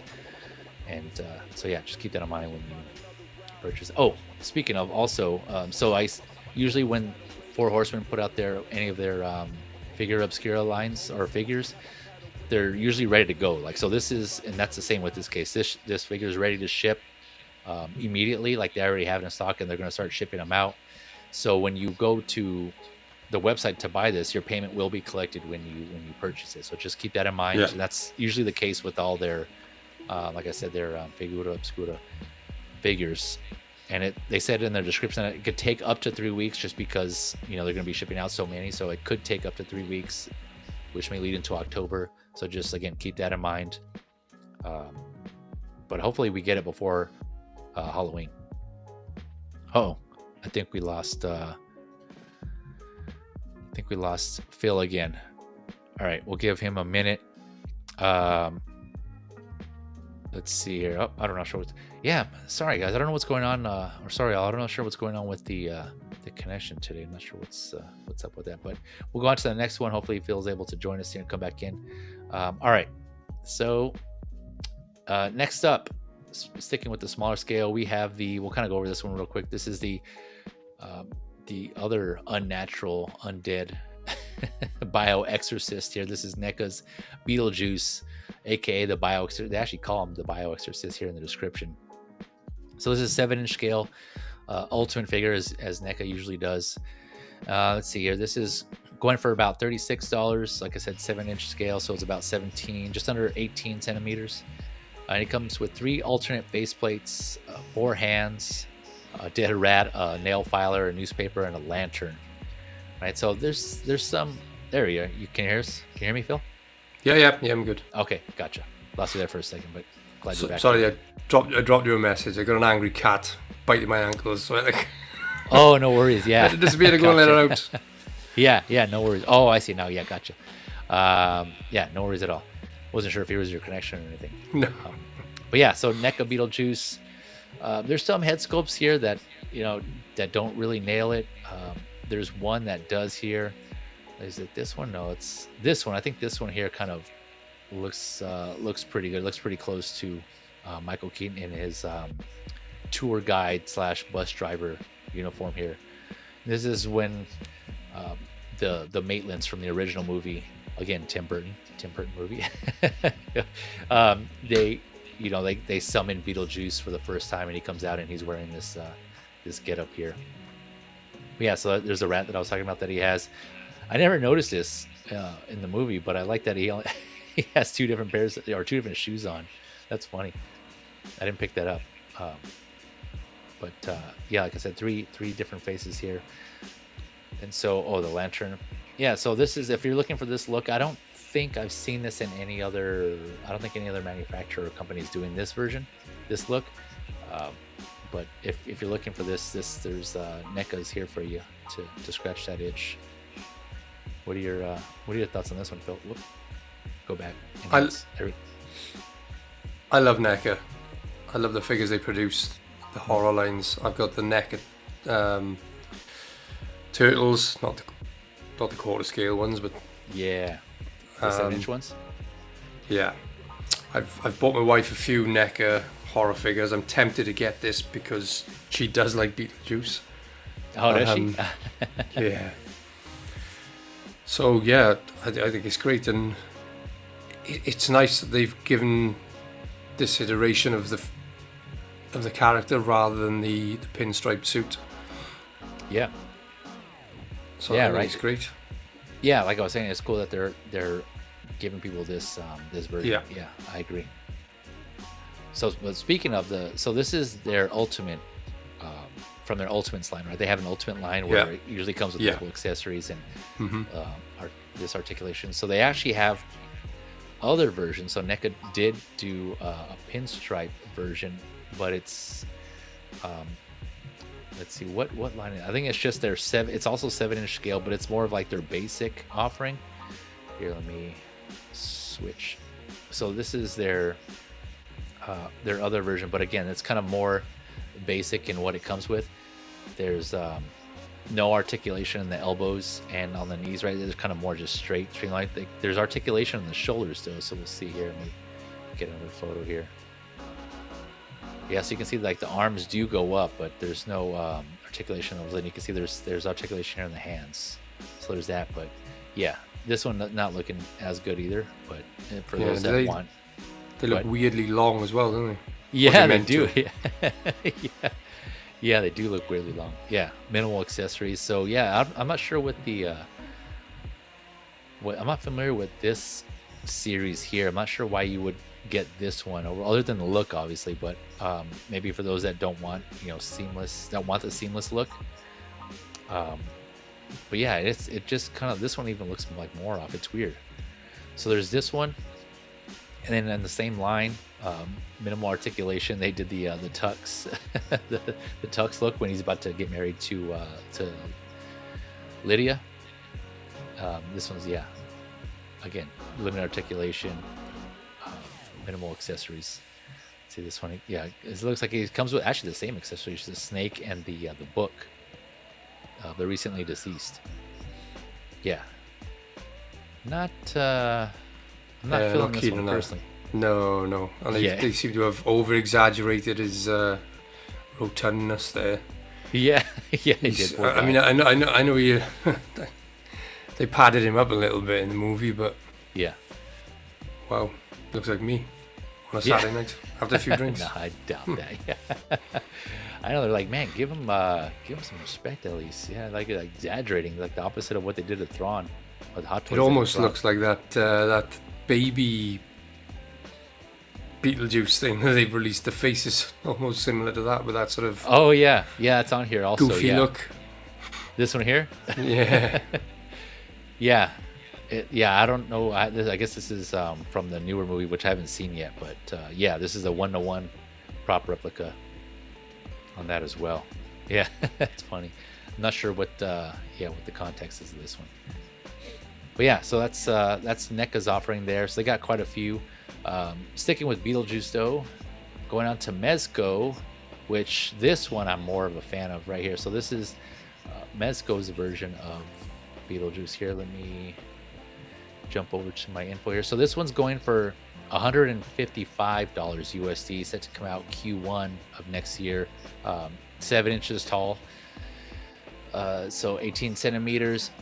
And as Mezco usually does, I'll show the accessories, but he comes with Mezco really kills it in the accessory department. They usually provide a lot of accessories with their figures, right? There are two versions of that as well. Is that the pricier version?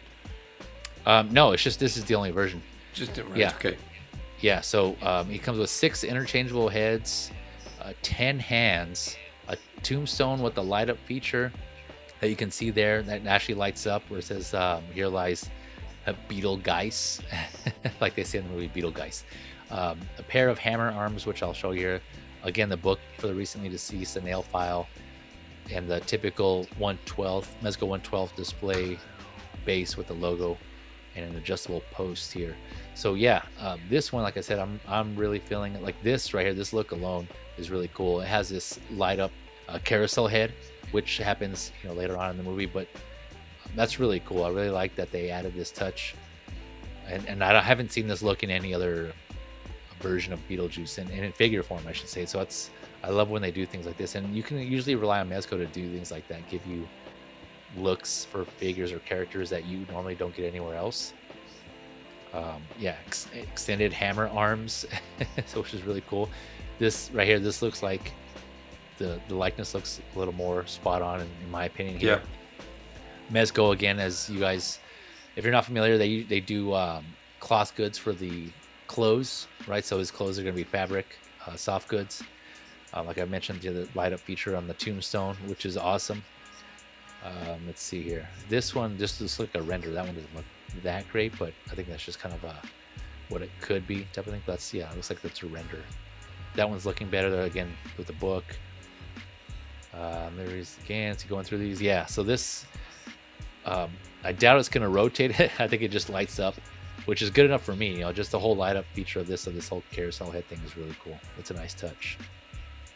Oh, the shrunken head. Yeah, one of the heads he comes with is the shrunken head, which is not really movie accurate. Well, I mean, the shrunken head is, but he wasn't wearing this when he had the shrunken head.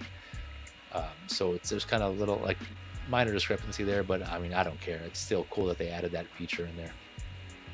And so here's the 5 heads, and then the shrunken head would be the sixth head.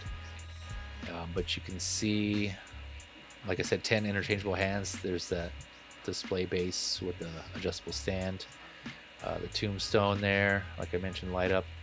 And here's the shrunken head nail file on the book, and then the light up carousel head. Includes the extended hammer arms, like I said. And so yeah, there's a photo where he had these were curled up. So it doesn't mention right here. So it doesn't mention anything about these. So I don't know if this is gonna be an accessory they're gonna add, or if he's even gonna have these. Because yeah, they're not. Go back to here. They're not even listed in here. I mean, right? They're not shown in this list of accessories. Just the extended hammer arms. So that's kind of interesting. I wonder what the deal with that is.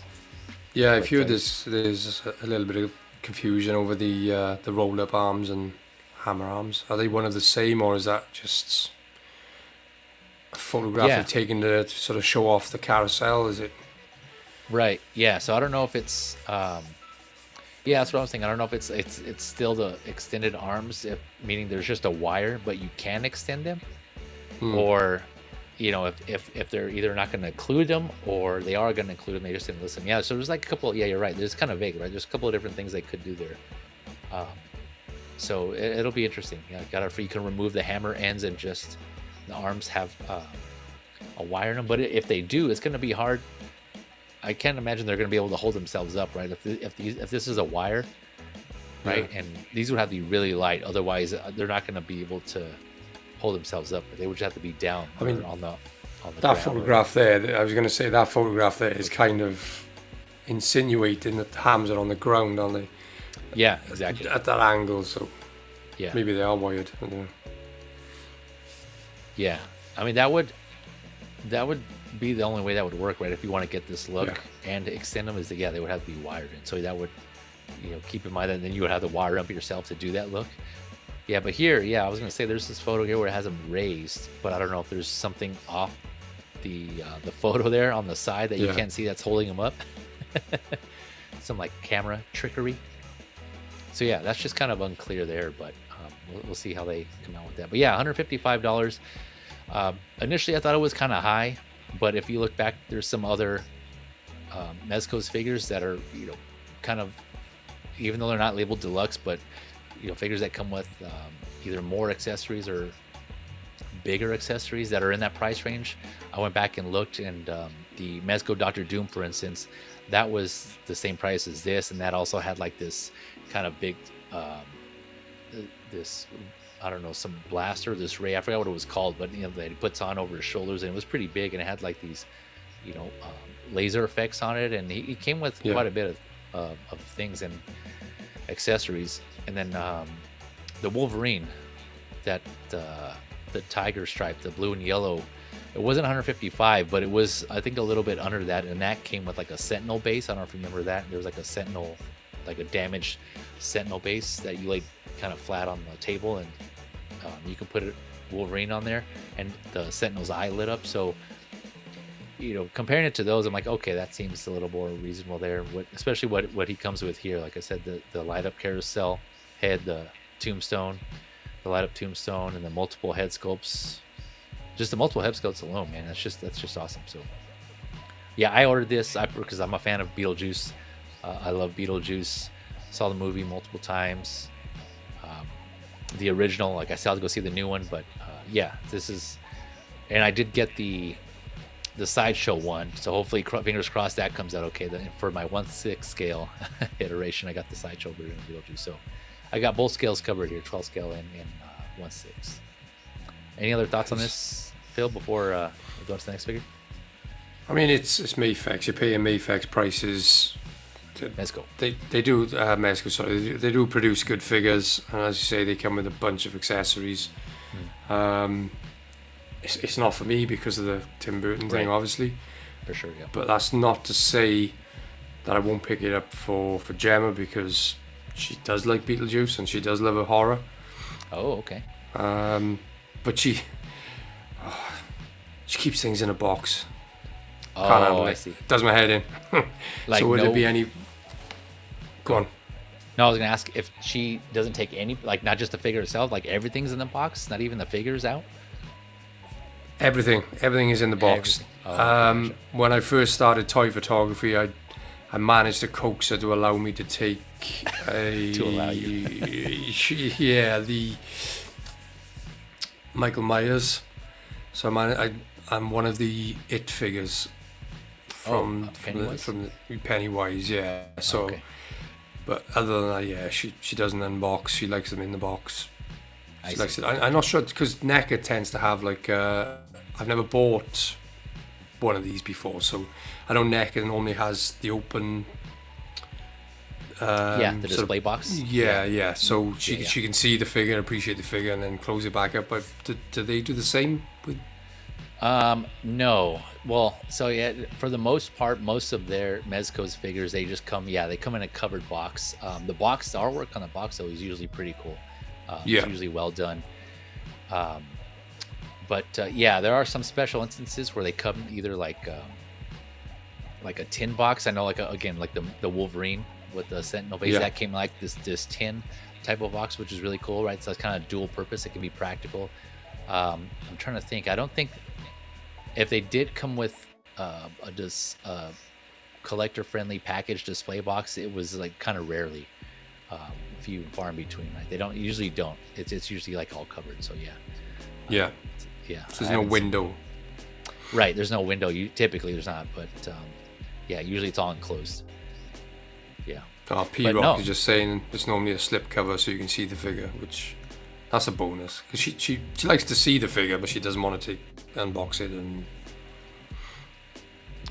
so you see a comment from P-Rock, because I'm not seeing. Apologies all if I haven't been reading your comments, because they don't seem to be updating on my end. It probably has to go back to the issues and the glitches I was having. The last one I saw was from Moose, and that was like 45 minutes ago. So if you've been sending comments, apologies. I haven't been getting them on my end, so I'm not sure what's going on, but it sounds like P-Rock just messaged or put a comment in there. What did P-Rock say, Phil? Yeah, he was just saying that they're usually in a slip cover and you can see the figure, or at least the ones that he's bought. Gotcha. Okay. Yeah, I haven't. I know. Again, I have seen some that have slip covers, but I don't think all of them do. Correct me if I'm wrong. Maybe Or no, correct me if I'm wrong there, P-Rock. But I think, yeah, some of them do have slipcovers, but I don't think they all do. Like, typically, like, it's just like the box you have to open. But yeah, let me sure. So let me hold on. Let me see if I can pop up the comments another way. Yeah, sorry, I don't want to make it seem like I just thought I wasn't getting comments in, which is, fine. People just kind of usually just watch. It's been busy. The comments have been busy. Have they? Oh man, now I feel really bad. Yeah, sorry, sorry. I'm not neglecting you. I just, yeah, they haven't. He's just ignorant, guys. He's ignorant. Yeah. Thank you for letting me know there, Phil. At least, yeah. Okay, I just popped open the comments from the YouTube app, and not using my streaming software, so I can see those now. So yeah, apologies again, all. Real quick, yeah, Danny, I see Danny's joining. Thank you, Danny. I'm gonna shout out those who have joined us since I would talk. KJ Smith, thanks for joining us. Yeah, I mentioned Kenny Lang. Thank you again. P-Rock, yeah, okay. Yeah, sorry, y'all. Again, I feel bad. I wasn't ignoring you. I was ignoring you. I just, yeah, wasn't getting the updated comments on my end. So yeah, I got the live chat up now. So I can't pull up your comments, but I will. I should be able to read and at least address some of them there. So P-Rock, yeah, I see it now. P-Rock saying the regular figures usually come in a slipcover box. Okay, yeah, maybe it's been a while since I opened. Cause I have quite a few Mezcos, but I just haven't messed with the boxes in a minute, so maybe I'm just forgetting. But yeah, thanks for clarifying that, P-Rock there. Okay, all right. So going on to stick with Mezco, we got Deadpool, another company throwing their hat in the ring for Deadpool figure. This is from Deadpool and Wolverine. This one kind of goes back down to the normal Mezco price of $100. Set to come out next year, Q1 as well. Standing 6.7 inches, 17 centimeters. And go through some of the photos here. So this one, like other Deadpool figures, it comes with interchangeable eyes, although these are magnetic as well, kind of similar to Hot Toys, right? So he's going to come with 4 pairs of interchangeable eyes, 15 hands, which should cover most of your display posing options there. Of course, his 2 signature katanas. Let's see, throwing knives, baby knife, his throwing baby knives that fit into his boot sheaths. Let's see here, 4, what did this got? 4 weapons with interchangeable parts. It says 4 weapon effects. Maybe another one. I'm intrigued as to whether the on the katana blades there, you see you had the Wolverine image. Is that just photoshopped, or is that actually on the blades? Oh, this, yeah, I think it's Photoshop, because it doesn't say in the description that it's going to have Wolverine's reflection on there. Although that would be cool, actually, if they did that. I just assumed it was Photoshop, but yeah, actually, that could be, because I know there's a Marvel Legends Spider-Man, I think it's a Superior Spider-Man, the black and red one, where they actually included an alternate head where they had the cityscape reflection in his eyes painted. Right, it was really cool. Yeah, you remember seeing that? Yeah. So if they did that here, that would actually make a cool display option, but it would only make sense if you only plan to use it in this pose here. Otherwise, he's just holding swords with Wolverine's reflection. Yeah, he's kind of just doing this thing, and there's like Wolverine's half face on the sword and the katana. But yeah, that's a good question. I wonder. That kind of has me thinking, like, if someone can 3D print, or someone out there can start making, or even on Etsy, right? Put up those katanas, a version of those katanas with the reflection in them. That'd be cool, because I know I've seen people on Etsy or other collectors who take it upon themselves to 3D print or make Wolverine's body. I mean, his skeleton, right? How Wolverine or Deadpool was wearing his claws in the beginning, and he was using all parts of his skeleton, right, as a weapon. And then a bunch of different people 3D printed those. They were pretty good too. I think one of them was Artisan as well, wasn't it? It had hair. Oh, did it really? I didn't see that one. Yeah. Oh, of Wolverine's skull, of his metal skull. Yeah. That's funny. He just had the tufts of hair on top of the skull. It was good. No, I haven't seen that one. I didn't know it was actually. Well, I think I did see a version of that, but I didn't know it was actual hair. That's funny. So speaking of Wolverine, yeah. So they have this here. Some people are kind of speculating that it could be Mezco's version of Wolverine from the movie, from Deadpool Wolverine, or if this is, I don't know if this is just another Wolverine they just use as a stand-in. I don't know, but that could be a tease. No, they're bound to, aren't they? They're bound to pair it up. Everyone's pairing it. Yeah, they've got. Yeah. they're all, yeah, everyone's trying to cash in on it. Yeah, it would make sense. I mean, it is Deadpool and Wolverine, right? It would be kind of pointless just to come with Deadpool from the movie. And the Steelbook artwork was revealed today as well, wasn't it? Oh, was it? I missed that. Did I already go up for pre-order? Yeah. I haven't seen pre-order. I've been keeping an eye out for it, but I've seen a few images, people saying that the artwork's been released. And oh, okay. I have to check that out then. Yeah, they've been a bit cheeky because there's two versions of it. One with obviously with Deadpool on it, and one with Wolverine on it. So it's a bit naughty, but yeah, they've done that before with they do. I know for sure they did it with Black Panther, Wakanda Forever. They had a version with Namor and then another version with Shuri, Black Panther. Right. Okay. Yeah. I ended up going for the Namor one. That one, I just thought that one looked cooler, and I was a bigger fan of Namor, and so I got that. But yeah, you're right. It kind of sucks if you want both. You have to buy both of the same movie, but on the other hand, if you had a choice, if they only came out with one version and you didn't like it, then you were stuck with it if you wanted that Steelbook, right? So it's kind of cool that they. Again, I'm all about the options, so that they give you that option there. But yeah. Thanks for that heads up, though. I gotta go check that out and definitely go put that on pre-order if it's up.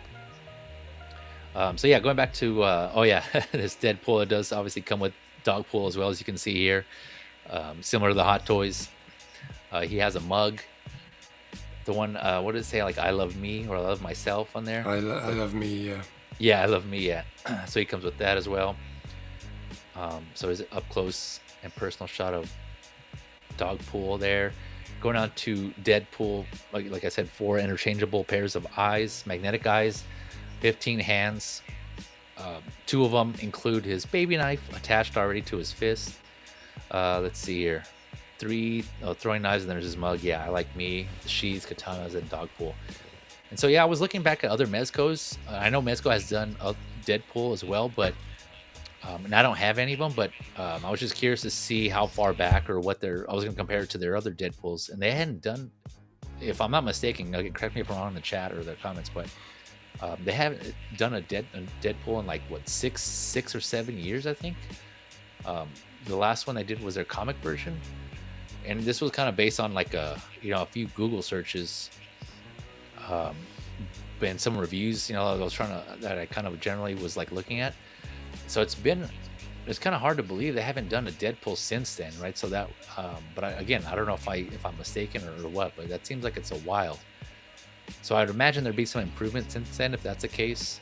But typically Mezcos their bodies are usually kind of a little bit taller and bulkier. Like I mentioned, this is already standing at about 6.7 inches, so it's going to be taller than your typical Marvel Legends type thing for scale. Even though this is also supposed to be 1/12. Right, so that's kind of the thing with 1/12 scales from different companies. They kind of vary. There's no consistency across all of them.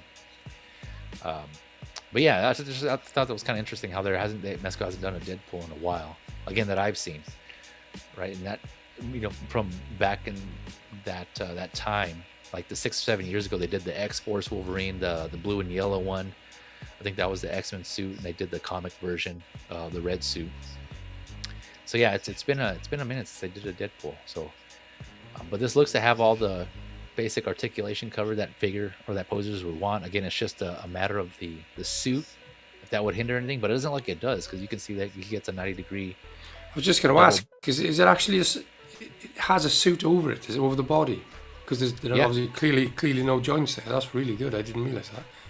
Yeah. Mezcos usually have some sort of like a fabric suit or clothing over the body.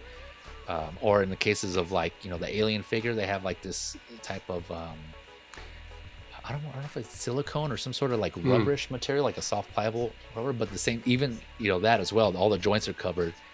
I can't remember what the material is they use for the alien figure, but yeah, it's no exposed joints on that.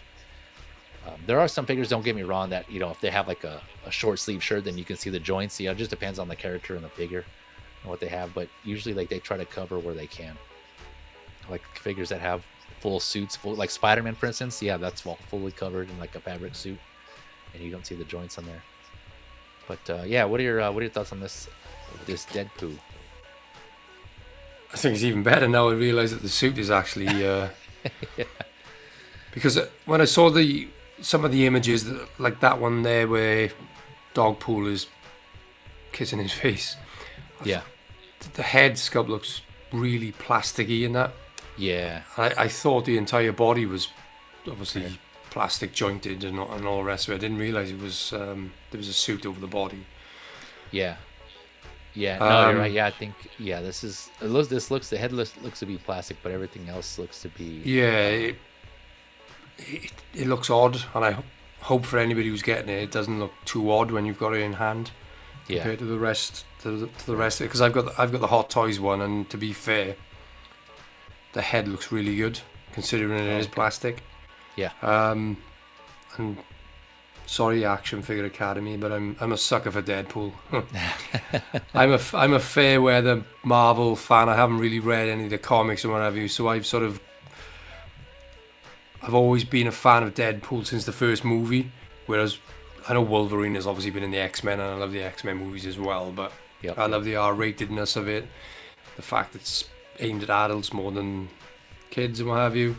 Right. So I love the character Deadpool. I love the way Ryan Reynolds portrays him. Yeah, great. Haven't PO'd it yet. What you thinking about it? I'm seriously thinking about it. Like, as I say, even more so now because I didn't realise that was an overbody suit. Yeah. Yeah, for me. Wait, so do you have any Deadpools in 1/12 scale? No. No, okay.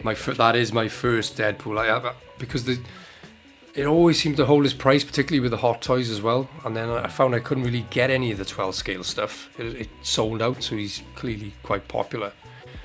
So I've never managed to get my hands on it. But from the movie, you mean? Of any version.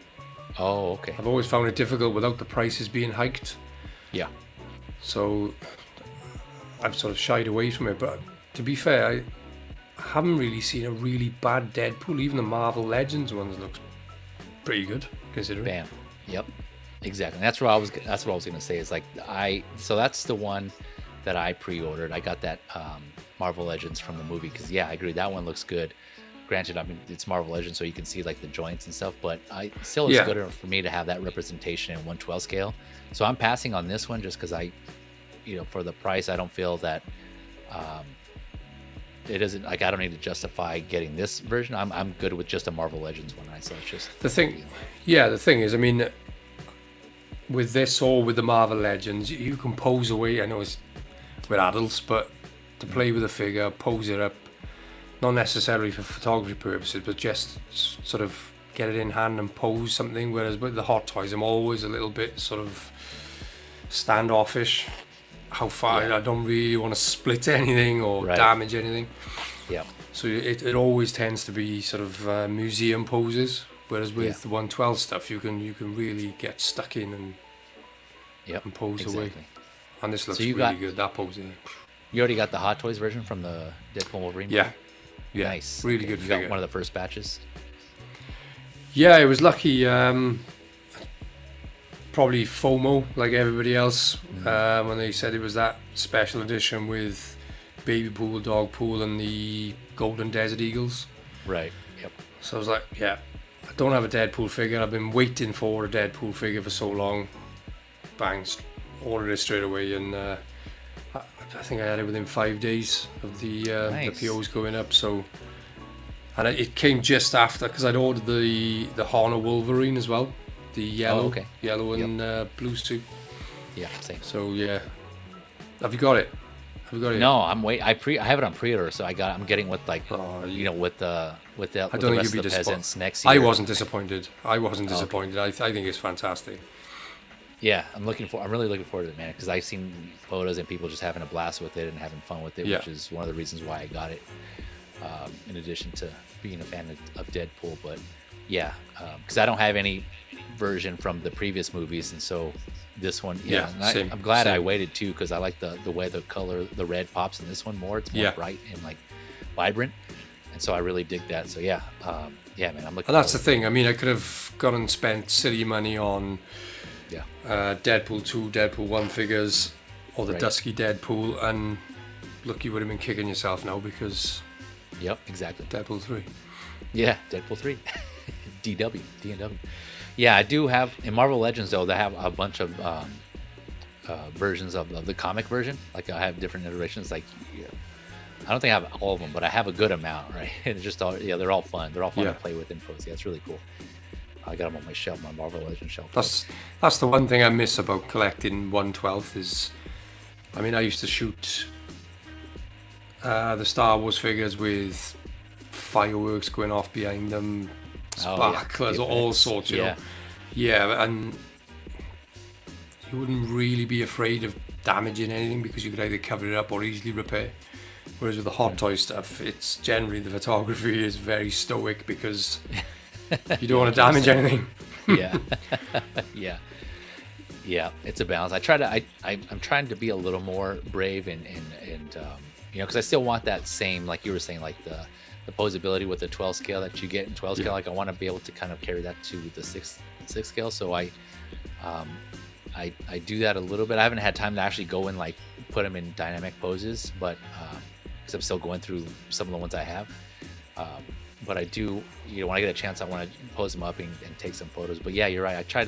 There's a little hesitancy from on my end on certain figures just because I don't want to damage them like you. But at the same time, I'm like, but I want to be able to like pose them and get them in a good stance or something. I want to actually have them enjoy them. But I know not to leave them in that. If I get them, I don't want to leave them in that pose. And they even say in the instructions, right? It says don't leave. On some of the figures, it says don't leave the figures in a certain pose for an extended period of time or damage may occur. So they even say so it's just a CYA type of thing. But all right, going on to the next figure. Actually, let me look at the comments real quick. We got again. I can't pull up your comments, folks. It's some streaming software is acting up here, but I can see them. So we got Tijuana Mike, King Churro in the house. What is up? Thank you for coming through, man. Hopefully you're having a good weekend so far. Good to see you in here. Tijuana Mike says, thanks, Jay, for the heads up on the AMC Batman bucket. I finally got it. Yeah, you're welcome. And I saw that and I was waiting for it to go up. He's talking about the Bat Signal AMC popcorn bucket. I've seen that. Yeah. And so what's that in aid of then? Is there a celebration, or was it just for Batman Day, or is it? It came out. Is it an anniversary of or something? Because I've seen a few people posting the Batman. It came out a few weeks ago or last month, I think. I forgot what the movie was. I'm blanking on why it came out. But yeah, I think it was in celebration of just like Batman's 85th anniversary. I'm guessing. Oh, right. I see. Okay. Yeah. And they were only selling it in theaters. You had to go in theater to get it, and then they were, sold out. And then I held out. I didn't want to go hunting for one. I don't want to waste my time. I just held out in hopes that they would release it online because that's what they've been doing recently with the other popcorn buckets. Like with we don't get that. We don't get that at all. We don't get that in the UK at all. No. What? Do you know what was Deadpool and Wolverine? If you went to advanced screenings, it was a Funko Pop of Deadpool and Wolverine. Oh, okay. Yeah, which was pretty cool, but I missed out on that. But the bucket thing, that's interesting. I wonder if they just don't think they're going to sell well there, or do you know? I don't know. Do you have like an idea?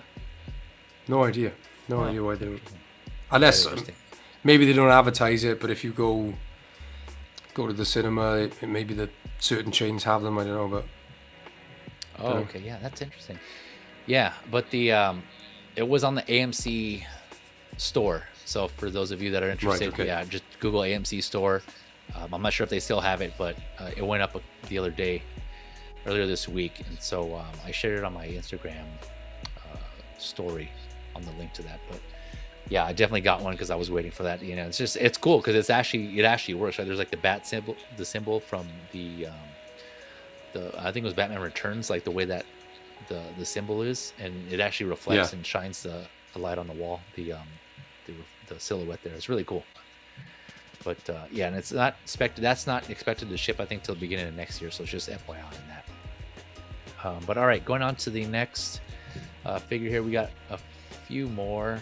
I'm trying to go through these. So we'll go through these real quick. These are Jada toys, the next installment in their Street Fighter series. I know I covered some of these before in their my previous episode lowdowns, but these are just the newest ones. I just kind of wanted to go through these. So they got Guile, Cammy, and DJ from Ultra Street Fighter 2. So this is Guile's up. I know in one of the previous streams yep. Guile. He's my guy. Guile was my guy. Yeah. Oh, nice. Did not know that. So you're a Street Fighter fan? I used to be many years ago. When you played? Yeah. Okay. Yeah. Guile or Blanca. Yeah. Okay. Nice. Yeah, he has yet to come out. They showed him on display at one of the festivals or an event.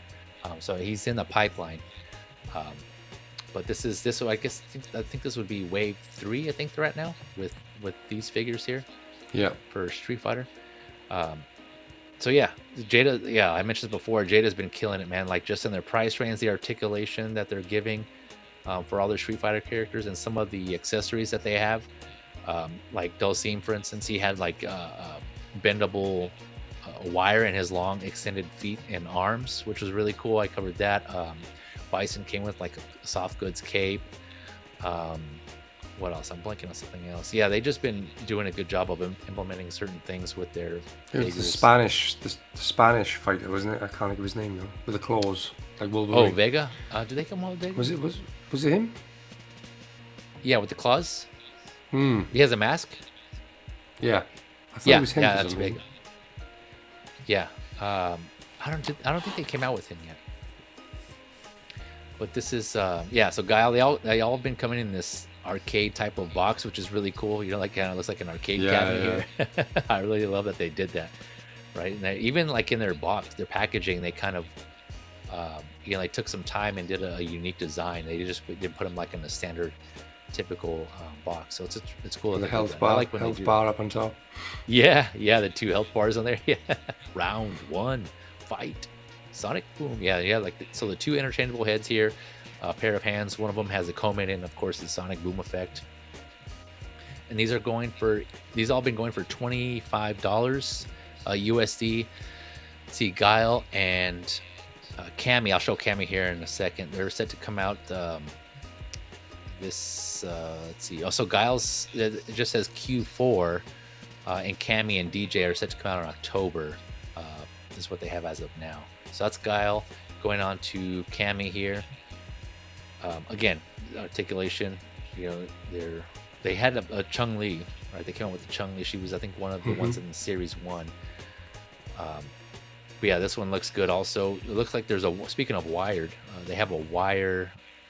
Looks like her ponytails might be wired because they have different right, they have like different ways that you can, they're posed in different places there, which is really cool. So she has her foot effects there that she can attach to her feet, and her moveset was kind of similar to Guile's, like the way you perform the moves. I do remember that, but I wasn't a fan of using Cammy personally. Yeah, what are your thoughts on Guile and Cammy? So it sounds like you might be in for Guile. What about Cammy? Or any of these? Yeah, I can't recollect Cammy for some reason. No? Okay. No. Yeah, I think so. She's from Ultra. I think that was her first appearance, was in Ultra Street Fighter 2. That's what these figures are based on. So I think she first appeared in Ultra Street Fighter 2, if I'm not mistaken. It's been. The only thing is, Sideshow don't do these, do they? Like, what do you mean? Do they sell them on there? No. Oh yeah, no. I don't think. No, I haven't seen anything from Jada Toys on Sideshow. Was it on your stream with was it Jada Toys did those 3 3/4 inch turtle figures? Oh no, you're talking about Joy Toy. That was Joy Toy. Joy Toy, sorry. Yeah. Because I won on LWO. I won a Sideshow voucher last week, and I went straight there. I thought, I'm going to get those turtles, thinking Sideshow will have them. They were on there, yeah. Yeah, they don't do them, they? Yeah, no. Even if they did, those Joy Toy turtles, they were only released in Asian markets. I know China specifically. That I saw the post that they were only in China. So I don't think they have a worldwide license for those. Specifically for the turtles, and. That's it. If you can find them now. Last I looked, they were starting to sell out everywhere. So I bet, yeah, because they were really good. Yeah. Oh, yeah. They were amazing. Yeah. Thanks for bringing that up, though. If you're interested in that, I forgot which episode it was. I think it was 18 or 19, the figure lowdown. I covered the Joy Toy Ninja Turtles. Yeah, really good looking figures. A bunch of accessories, really cool. And then Bebop and Rocksteady just went up for pre-order recently. And those you can get on BBTS, the Bebop and Rocksteady figures. And so I don't know what the situation is on that. But yeah, so this is Jada Toys. They also do Mega Man figures. I think I covered some of those too. Which are also really good, right? They're starting to do different variations of Mega Man, of the villains. I forgot what the name for them is. Help me out in the chat, like what they call all of Mega Man's, like the evil, the Dr. Wily robots. I think there's a name for them. I forget what they're called. But yeah, so that's Cammy. Going on to DJ here. So kind of similar. He has these the long braided hair. I don't know if those are wired as well. Let me see, because it looks static there. Oh yeah, so it looks like maybe they just twist. So you can see here they kind of like move up to the background. Yeah, so I don't know if they twist, if there's a wire there, but yeah, you can kind of see here again the articulation. The butterfly joints was really awesome. You can help them get, you know, really dynamic poses and ranges there. Jada's again, no. Go ahead. It'd be such. I was going to say it'd be such a disappointment if they didn't have that sort of articulation. You got fighting figures that. Yeah, exactly. Especially for DJ. Yeah, his martial arts style was capoeira, right? So he's like all over. Like I remember his moves. He's usually like all over the place. And I was going to say, you know, so far most of their figures have been pinless, which is really awesome. Again, man, Jada's coming through. They came on the scene. They've been around for a while, but you know, I think they made a name for themselves with these Street Fighter figures. More known just because how well they've been coming out. So yeah, man, they've been killing it. They also did, like, you know, Chester Cheetah, and I think they came out with the the cereal. What do they call them? The Halloween, you know, the ghoul, you know, the monster cereal mascots like Count Chocula and Frankenberry, and although I think they came out with versions of yeah, they did. Yeah, I remember. Yeah. It was just kind of funny, but yeah, I think they came out with those as well. So a lot of variety there. But yeah, there's DJ here. Yeah, so here's alternate pairs of hand, alternate head, a kind of screaming head, and his effect. I forget what this is called. I never used DJ. I think it wasn't. I was more of like, you know, Ken, Ryu, Akuma, those characters, like that type of. Dalsim. Yeah. Oh no, not Dalsim. Dalsim was because he was more slower. I didn't really. For me, Ken was my guy. That was the person that I used just because how quick he was, and so he had, like, you know, where there was Ryu, like his focus was more of like the Hadoukens, like the fireballs, but Ken, his specialties focus is more of like the uppercut, the Shoryuken. Yeah, and so I don't know. I just liked using Ken more. It just seemed more quicker and fluid. But yeah, that was my go-to guy. So yeah, I definitely have Ken already in my from Jada in my 12 scale. Oh, and I got Violent Ken. Speaking of, he came out. Jada did that, like a special variant of Ken, the Violent Ken, which kind of had like this kind of more of a white-haired look. I don't know if you recall that version of Ken, the Violent Ken. I guess he's supposed to be like the equivalent to Evil Ryu or Evil Ryu. Yeah. But yeah, those were the newest wave of Jada Toys Street Fighter figures. Those are all up for pre-order right now if you guys are interested in there. It'd be cool to see whoever the collector out there who wants to get this whole line, who's a completionist of the Street Fighter line, and they get all these figures and they kind of just line them up, or better yet, put them like they do in the character select screen, where they just have them all displayed. That'd be a cool display. I'm not willing to do that, but for those of you out there who are doing it and gonna take some photos, looking forward to doing it. Let's see here. So Kenny Lang is asking here, has T-Hawk been released? I don't think he has. I'm pretty sure, I'm going off memory here, I'm pretty sure he was displayed, but he hasn't been released yet. Yeah, I'm trying to think. Yeah, I don't think I'm pretty sure he hasn't been released yet, but he should be on the way. And Kenny Lang saying that's who he really wants. Yeah, T-Hawk as a figure looks really cool too. Just, I mean, he would obviously be bigger because he was big in the game, kind of like Zangief size. So, but just the aesthetics of him alone, like how he looks at just a Native American look and kind of big and imposing, that would be a cool figure to have. Kenny Lang's asking, who would you say is the most underrated Street Fighter character? Ooh, I want to, as far as like, if skilled players knew how to use them, or I guess in what sense, like as far as their backstory, their actual character story, or underutilized. I don't know. What do you think, Phil? From what you recall when you were playing Street Fighter. E Honda, maybe. E Honda, you think he's underrated? He was quite powerful though, wasn't he? E Honda. He had that slap. Yeah, yeah. Yeah, there were, before when I didn't know how to get past that, there were people who just do that right, kind of similar to Chun-Li's her flash kick, her lightning kick, I should say. Like they would just back you in the corner and just kind of do that to you. And if you didn't know how to block it, you were just dead. Did you have Fei Long? Was he like the Bruce Lee sort of? Yep, Fei Long. Yep. Jada Toys released him. Yeah, I know he's out. He was part of, I think, the initial wave. Underrated? Yeah, I don't know. Let's see here. Not many. Oh, E Honda. Oh yeah, Kenny Lang agrees. He says E Honda was his guess. Also, not many pick him as a favorite. Yeah, underrated. I can't think of underrated who's actually pretty powerful if they use it. I guess I don't know if this kind of answers your question, but what I was thinking was Dan, because he's meant to be like a joke character. His move set and the way his fighting style is supposed to be similar to Ryu and Ken, but he's kind of more of like the parody joke character of them. But there are people who make it a point to like make themselves pretty skillful with that character. And it's funny to see videos just of people use him and just crush other people, just kind of kill and dominate with Dan just because he's supposed to be a joke character. But if you actually they learn how to use him, it's just funny. Just kind of see them like just kick ass with Dan. So yeah, that would be my answer. I don't know if that's what you're looking for, but yeah, Kenny Lang says yeah, Dan is a good one. All right, so that was Street Fighter. So going on here, I know we're going on, let's see, going over 2 hours, so I'll try to go through these other ones here. Where are we at? Oh yeah, so this was it. What's that?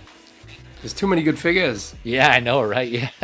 Yeah, it's usually the issue that I have when I do the stream, which is like a lot, and so I end up taking more time. But all right, so this was revealed as a NECA convention exclusive for New York Comic Con, and this was kind of interesting. I was like, who the hell is this when I first saw it, and I had no idea until I read the backstory. But this is the Garbage Man from the Teenage Mutant Ninja Turtles, right? So this was revealed the other day, and apparently this is supposed to be Kevin Eastman, right? He's the co-creator of the Ninja Turtles.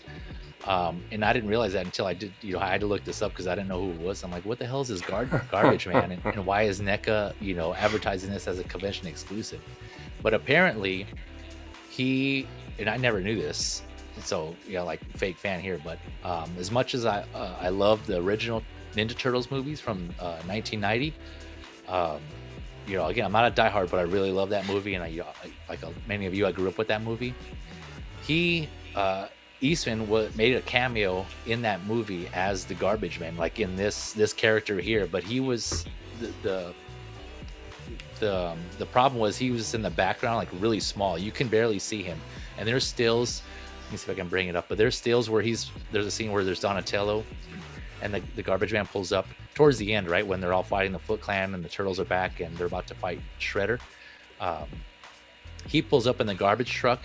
The same garbage truck that Shredder falls in later on at the end, right? So he pulls up and he I guess jumps out and he's dumping garbage in the background, but he's just so small and blurry you can't really make him out. And then he had more screen time apparently, but they cut him out. It was a deleted scene or something like that. But yeah, so that's what this figure is based on. And I never knew that. It's kind of cool. So yeah, this is supposed to be Kevin Eastman here as the Garbage Man, and he has his clipboard, and look what's on there, which I thought was really cool. It comes with this accessory.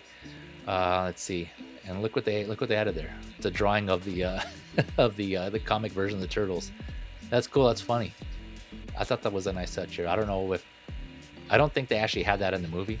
They didn't mention that, but this clipboard, of the drawing. But yeah, this 90s version of Eastman with the 70s look and the hairdo and the stash. Yeah, it's just an interesting figure. So yeah, there's just like really interesting, when I read that and the lore behind that, I had no idea. Yeah, what are your thoughts on this one, Phil? It's kind of like what I didn't And like you, yeah, I'm a fake fan because Yeah. I do love the 90s movies, but I didn't realize that. And it's kind of like Black Series did with George Lucas in the Stormtrooper. Yeah. Yep. I have that figure armor. actually. Yeah.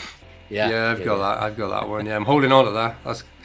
That's going to be worth some money for my son, I'm sure. Yeah. Yeah. Not. So you still have it in the box?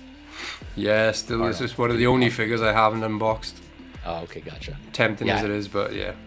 Yeah, I took mine out and put it amongst my Star Wars figures. I think it's upper shelf behind me. So, oh wow. I think I got Trapper Wolf as well. I'm sure I got Trapper Wolf. Anyway, but yeah, it's a nice touch. I'm sure fans will be all over this.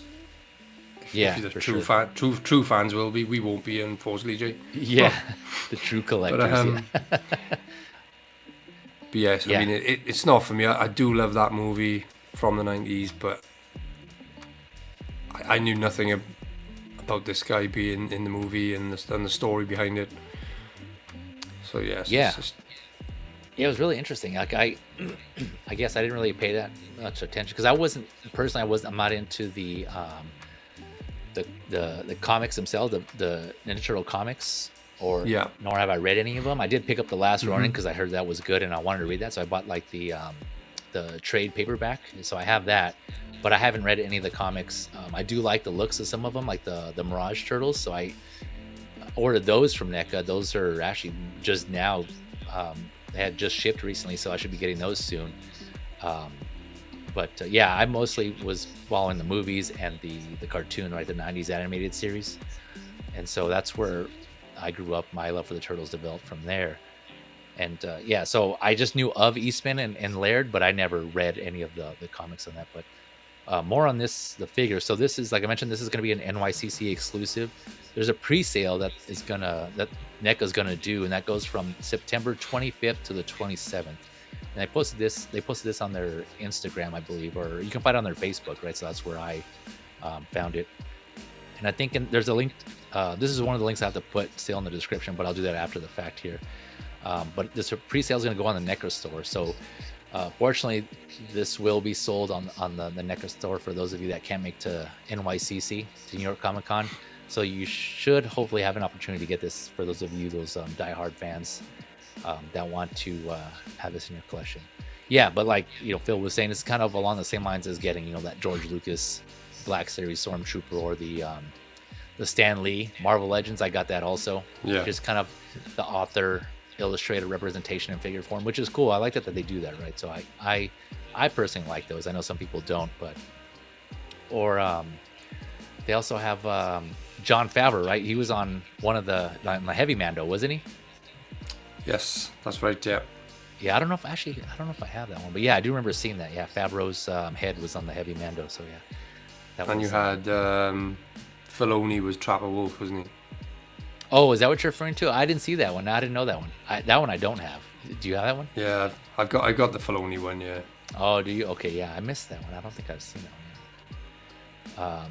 But yeah, no, it's cool. I know some people don't like this. Some people kind of pass on these types of figures, but I think it's cool, right? For the people who actually love and respect the art and the artists. Yeah, exactly. Yeah, it's really cool. Yeah, that they give that option out there.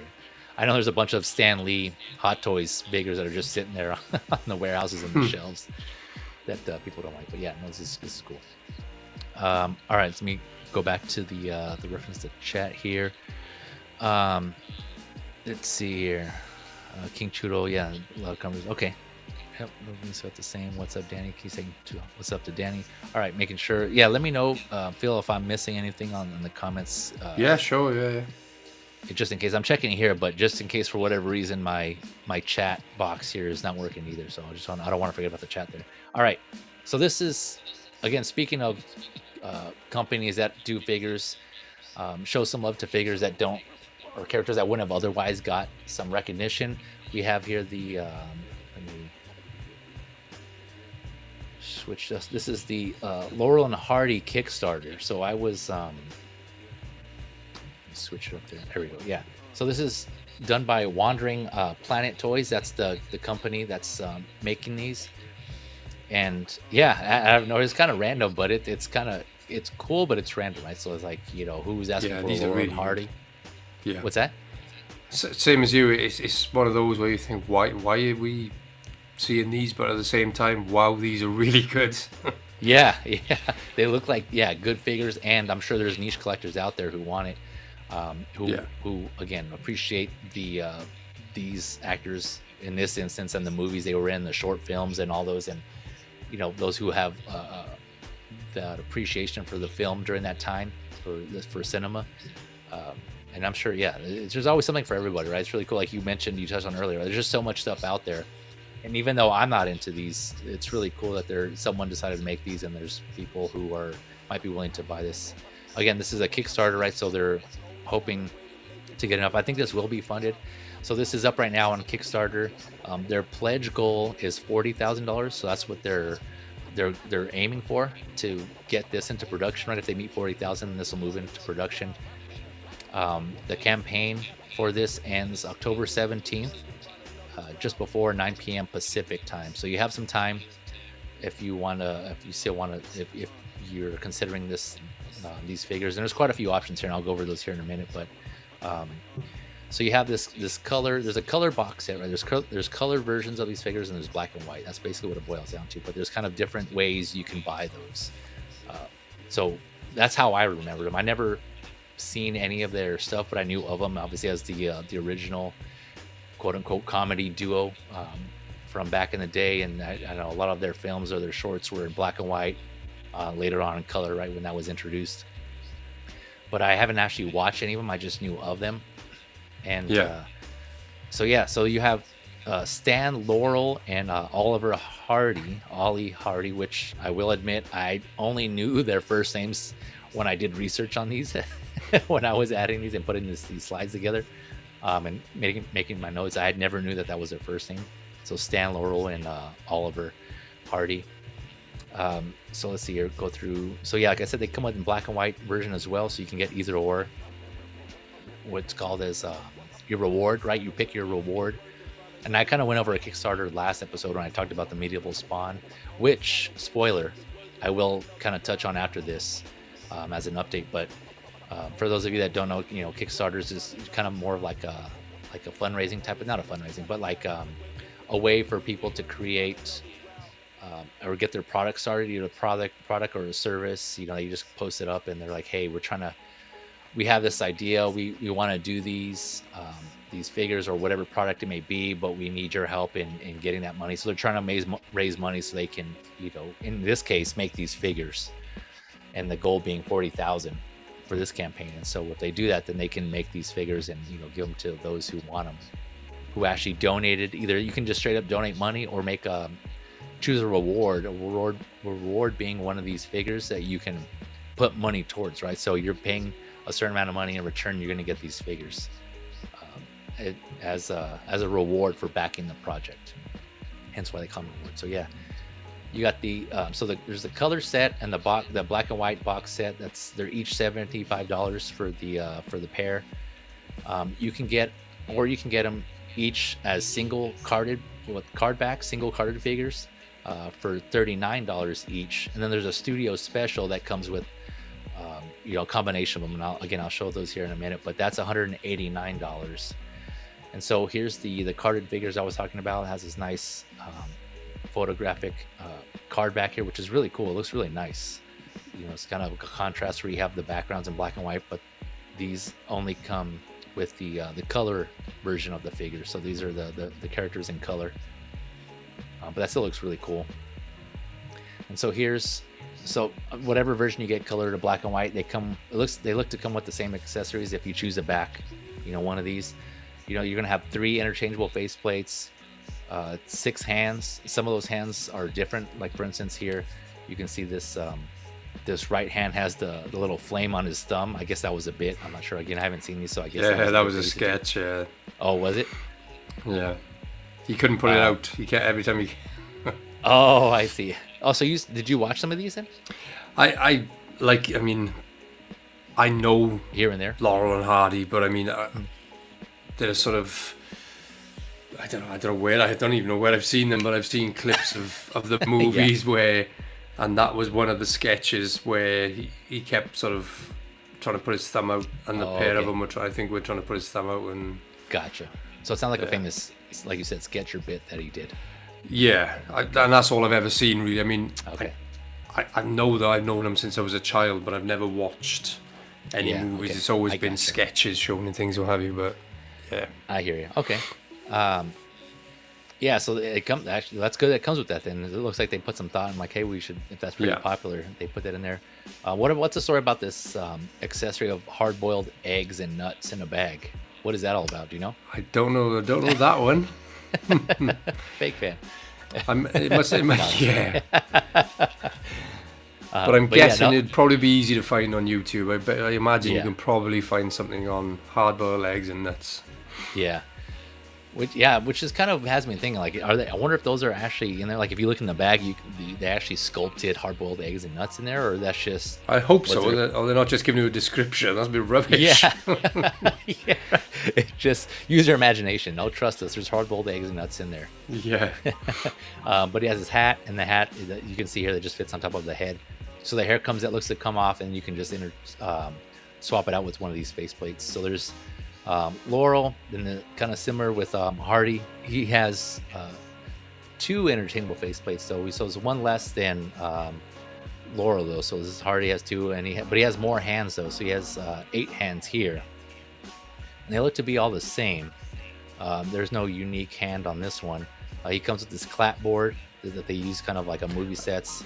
I think that was I'm sure that was a bit or something, a sketch. Yeah. Yeah, I think that was a sketch. Gotcha.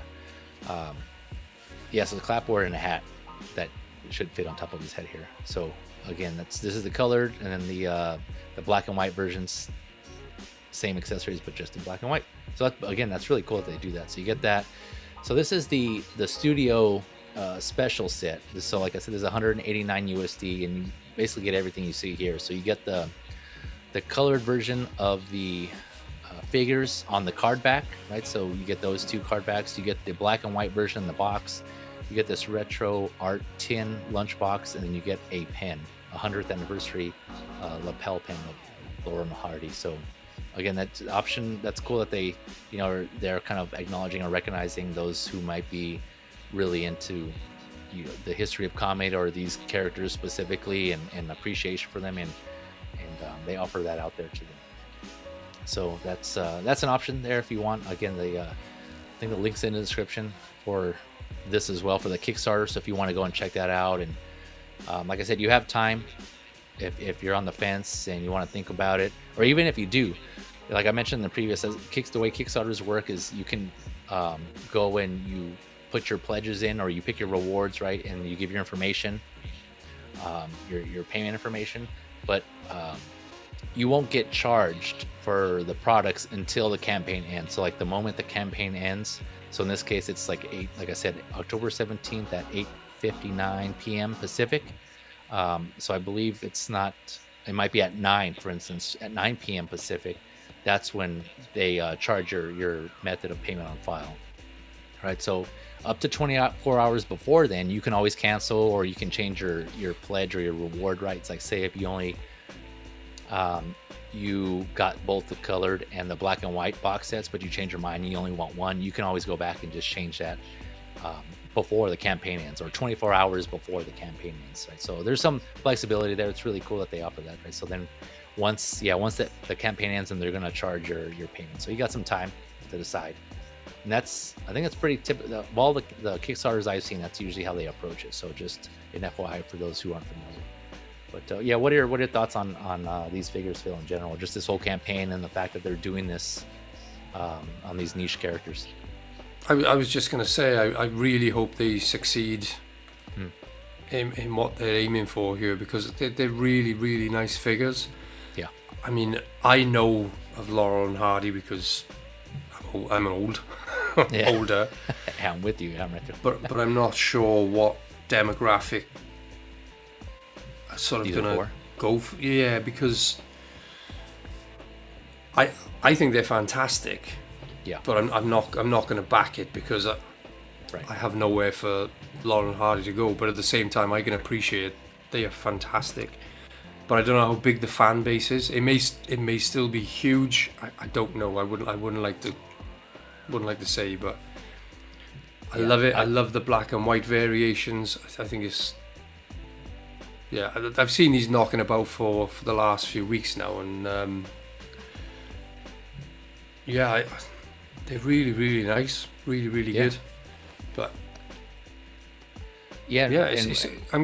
go on. No, I was gonna say I forgot to another thing that I thought was really cool that's in the description about the company themselves, Wandering Planet Toys. That was kind of really admirable that I wanted to kind of share with everyone here is that it's in the description too, so if you want to go check this out on the Kickstarter page. But it says that Wandering Planet Toys is an indie toy company run out of a garage located less than a mile from the staircase location where Laurel and Hardy's classic Oscar-winning short The Music Box was filmed. Wandering Planet was launched by two friends and toy fans who spend their days as professional TV animation writers and producers, and their nights putting together toy lines for their collections and yours. And they have done some other figures kind of based on like other like shows. I think they said they did a Nancy Drew figure and some other figure. I forgot who it was, but yeah. So it kind of goes back to, like we were saying, just people who make because they're fans of themselves. Like I touched on this on the Wukong. That's brilliant. Good for them. That's brilliant. Yeah. I wish more people were doing it, and the quality of these is fantastic. I mean, if it was tat, then you think, if I was you, save your money, lads. But they're not. They're really well done figures. Yeah. As I say, best of luck to them. I think these are really good. Yeah, they have double jointed elbows. One of them, at least Hardy here, has the pin there, but Laurel seems to be pinless. I don't know if this is going to be. It does say, in the description of the Kickstarter that these may be different from the final prototype, or to the final production from the prototype. So maybe these are only the prototype has the pin. I'm not sure. I don't think it mentioned that in there. I don't remember seeing that. But double jointed knees. So the articulation look is going to be there. But yeah, if I were to get either one of these, it would be the black and white. I think that's how I remember them, and they look cool in that that color scheme. It kind of seems like that's more representative of what they what they, in my mind, of how they. And that's and that's kind of why I'd like to get both, because I only remember them in black and white. Yeah. But it's quite refreshing to see them in color. Yeah. And unusual, because I don't know whether anybody's ever remastered any of their movies or anything, but I've never seen them in color. yeah, same. And you just reminded me too, when you're talking about interest and how these are going to do. Yeah, I also agree. I hope it does well, but I think it will, because here, let me pull this up. This is their Kickstarter page. So they're already at just over $33,000, right, of the 40,000. There's 26 days to go, right? So like I said, October 17th. So I think they're going to reach that. If they're already at 33,000, I think they'll get there. Good. Good for them. Yeah, 317 backers. So there's definitely some interest there, and they're almost there. But yeah, I agree. Wandering Planet Toys, if you're by chance, if you happen to be watching or listening, I hope you succeed. I hope everything goes well for this. I love the story and how you kind of described, how you're fans, you're figure lovers yourselves making toys. Anytime we get a company that does that, right, it's just it means it kind of shows, right? You can kind of see in their final product the love and effort they put into their figures in the end. Passion project. Definitely. Yeah, so it's awesome. Yeah. So yeah, best of luck to you, Wandering Planet Toys, and hopefully you get this. You nail this, and then some. You go beyond, what you're asking for. Let me make sure I didn't miss anyone in the chat. Commander Green in the house. Good afternoon, sir. He's saying, sorry I was running late today, but thanks for the invite. Yeah, no worries, man. Like I said, there's always a next time. Anytime, open invite whenever you can. I same thing I posed to Phil, right? Whenever you guys can make it. I know sometimes I do at odd times, and my schedule is inconsistent, but whenever you're available and whenever you can, let me know. You're always welcome. All right, so speaking of Kickstarters, I mentioned I was going to do an update on the Medieval Spawn. I talked about this episode 19, and I just wanted to touch on this. I know I went in depth on that stream, but that the Kickstarter since then has ended, and it was quite a blow up, man. I was really impressed on the showing of that Kickstarter. So let me go back to showing this here. So I had some notes here.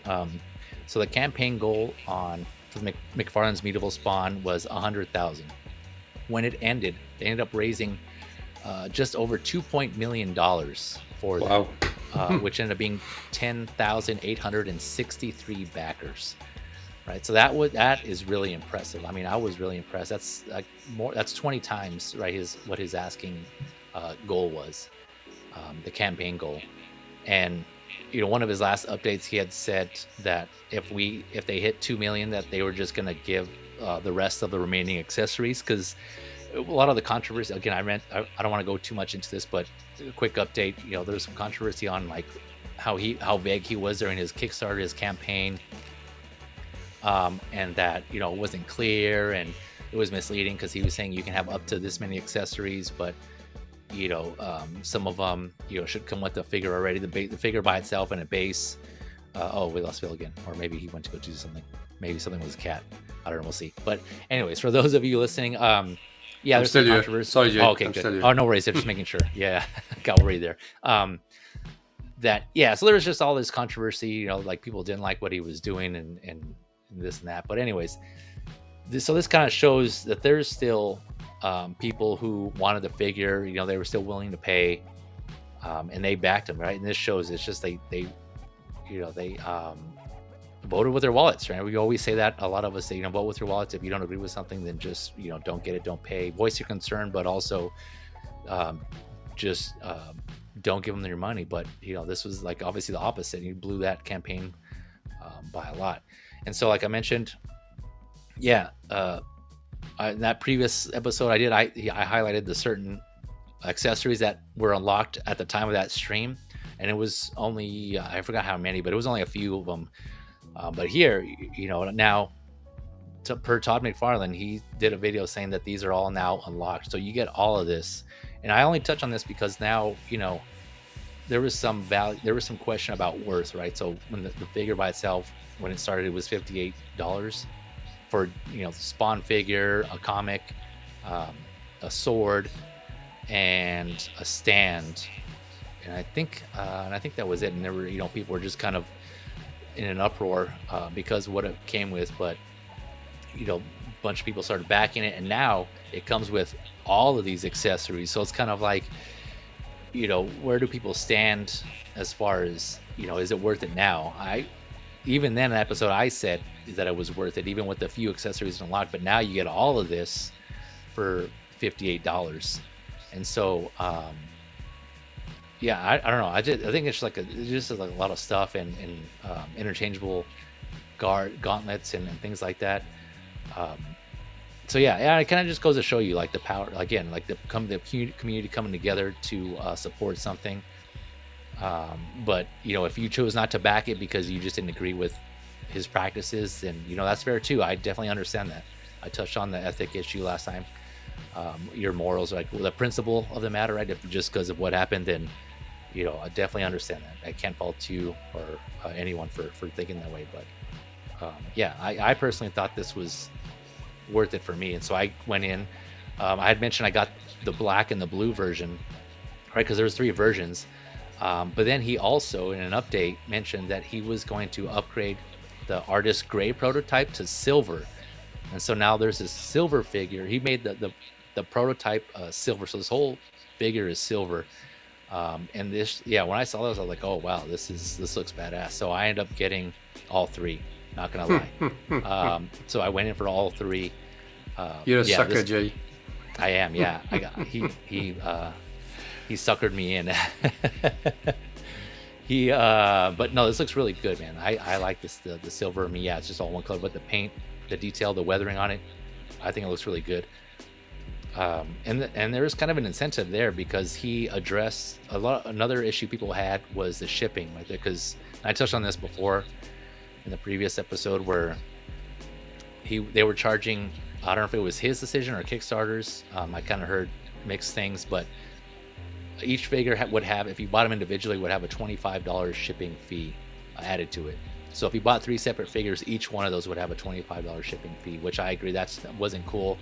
Like you should be able to bundle those together, right? So he addressed that, and he offered a discount if you got the 3-pack, right? I mean, again, it's something, but yeah, it's only if you will get the 3-pack, right? So if you get 2, you're still paying $25 per figure for shipping, which is still a lot, but you know, that's nasty. Yeah, it is. But with 3 figures, you get the shipping is $40 total, right? So he lowered the shipping, gave you a shipping discount of $40, so you save $35 that you would have otherwise had to you would have paid. So it would have been $75 total for 3 figures. But if you got any multiples of 3, whether you got the 3-pack or 3 separate figures of any combination, you only had to pay $40. And so that was another incentive there to get another one. So what would you guys generally pay for a figure to be shipped then? I guess it depends on where you buy it from, but it could vary from like BBTS, for instance, they have a flat rate shipping fee. If you go for the cheaper end, it's $4, right? There are some companies that you pay up to, I don't know, like somewhere between $4 and $15, right? It just depends on how big the figure is or what it is. And so kind of obviously the carrier too, the speed you want it. So it's somewhere in between there. For me, 6 scale figure from a Sideshow, for instance, I'm trying to think here. If I ordered something from a Sideshow and I got UPS double box, it'd be around like $25-ish to me. But I'm in California, right, where Sideshow is also located. So because I would imagine. Yeah. In the UK, I mean, don't get me wrong, we're a lot smaller than the US, but what you would generally get is if there's a price threshold. So if you spent, for example, over £50, you'd get free shipping on anything. Oh, really? If you were buying from a UK supplier, or toy company, or whatever the case may be. But generally, it's around about the £50. Some are 75, but around about there, you'd get free shipping.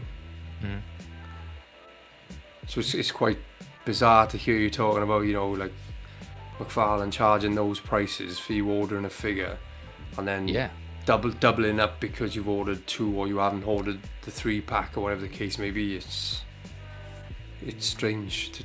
I mean, don't get me wrong. If I'm buying from a Hong Kong distributor, I'm paying a premium. But if I'm buying a figure from anywhere in the UK, then generally once you go over a certain price threshold, doesn't matter what you're buying, the shipping is free. That's all retailers? Is that like a law or a regulation? No, it's that's just the way it is. It's down to the business. I mean. Oh wow.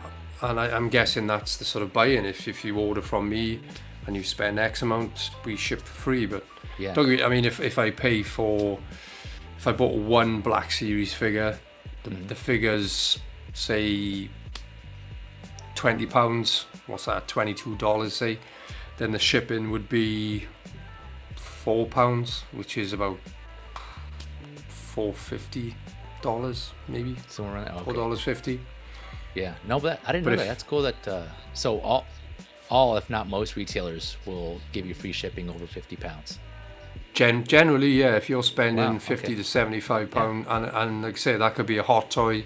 Don't get me wrong, we pay a lot more for hot toys over here. But, that's true. Yeah.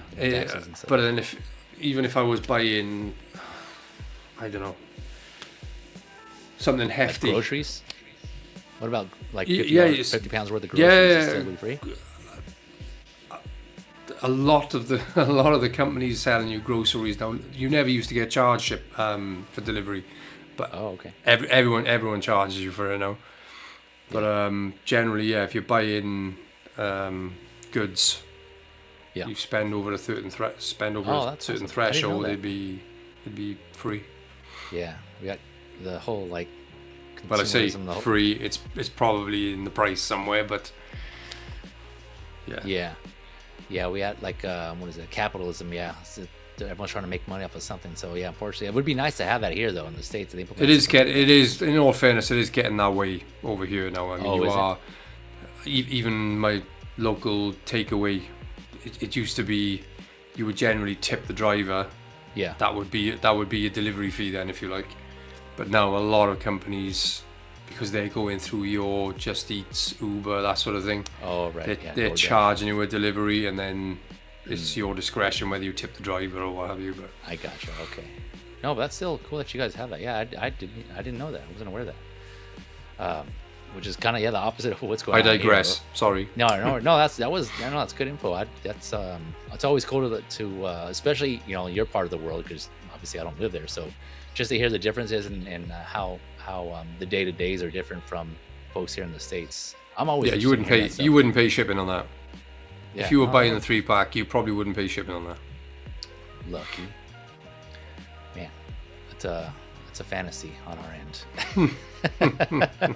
But so this is I just wanted to touch on that, give an update just because I thought it was interesting and kind of cool, right? How just like now you just get all this stuff again where people were saying like it wasn't worth it, but now you get all these accessories. They updated this like I said, the prototype from gray to silver. McFarlane gave a discount on the shipping. I will say though, so if you got the 3-pack with the one autograph, that the shipping was automatically discounted, so it popped up as $40. But if you got 3 separate ones like I did, I didn't care for the autograph, so I just got one version of each. You had to pay the regular shipping, and then you had to go through, after the fact, you went through what they call a pledge manager, and it's kind of like a survey, and they ask you how you want your credit, right? So you can either take it as that a credit for a Kickstarter to apply to something else, to another add-on item, or you have to send an email that they provide you the link, right, or that address to say, hey, if you want to receive your credit in another way, of like as in a refund. I sent an email to that email to request a refund to my card. I did that today or yesterday, so I'm still waiting to hear back. But they did say, if you want to see other options, basically, or other ways to get a credit, email this account, this email account. So I'm waiting on that. So just an FYI for those of you who weren't aware and who backed this and got the 3 figures. It seems like there is an option to get if you got overpaid for shipping, which it seems like it was just because of the way it was set up, you can get a credit, or it seems like you can get some sort of other alternatives to getting that money back. What those alternatives are, I don't know yet. I'm still waiting on my email, but yeah, let me know if any of you in the comments, if you hear back, or in the chat here, if that's happened to you, or if any of you ended up like me, got any variation of this combo, like the 3 figures, 1 figure, or 2 figures, or if you just backed this in general. I'm just curious to see. But yeah, I just thought it was really, like I said, it was really cool, interesting to hear that that just did so well. And these are, like I mentioned, these are shipping. They're going to start to ship ASAP. They're already working on shipping some of these. McFarlane was already anticipating this, so that's out there. But any other thoughts or any questions on this, Phil? Or just, I don't know if you got the last stream, but just thoughts on this. Yeah, it's great because is the Call of Duty one, is that a Kickstarter as well, or is that just something they've released? No, that's something they release, I believe. Yeah. I don't think it's an exclusive to anything, but I think it's just a general release. You getting it? No, I'm not.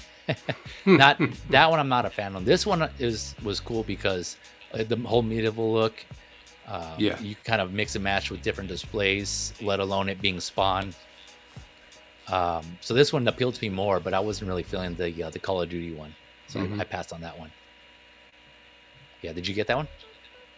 No, I don't have a Spawn figure. I wish they'd do another Spawn movie, to be honest. I mean, oh yeah, I thought I heard there were some rumors that might be a possibility.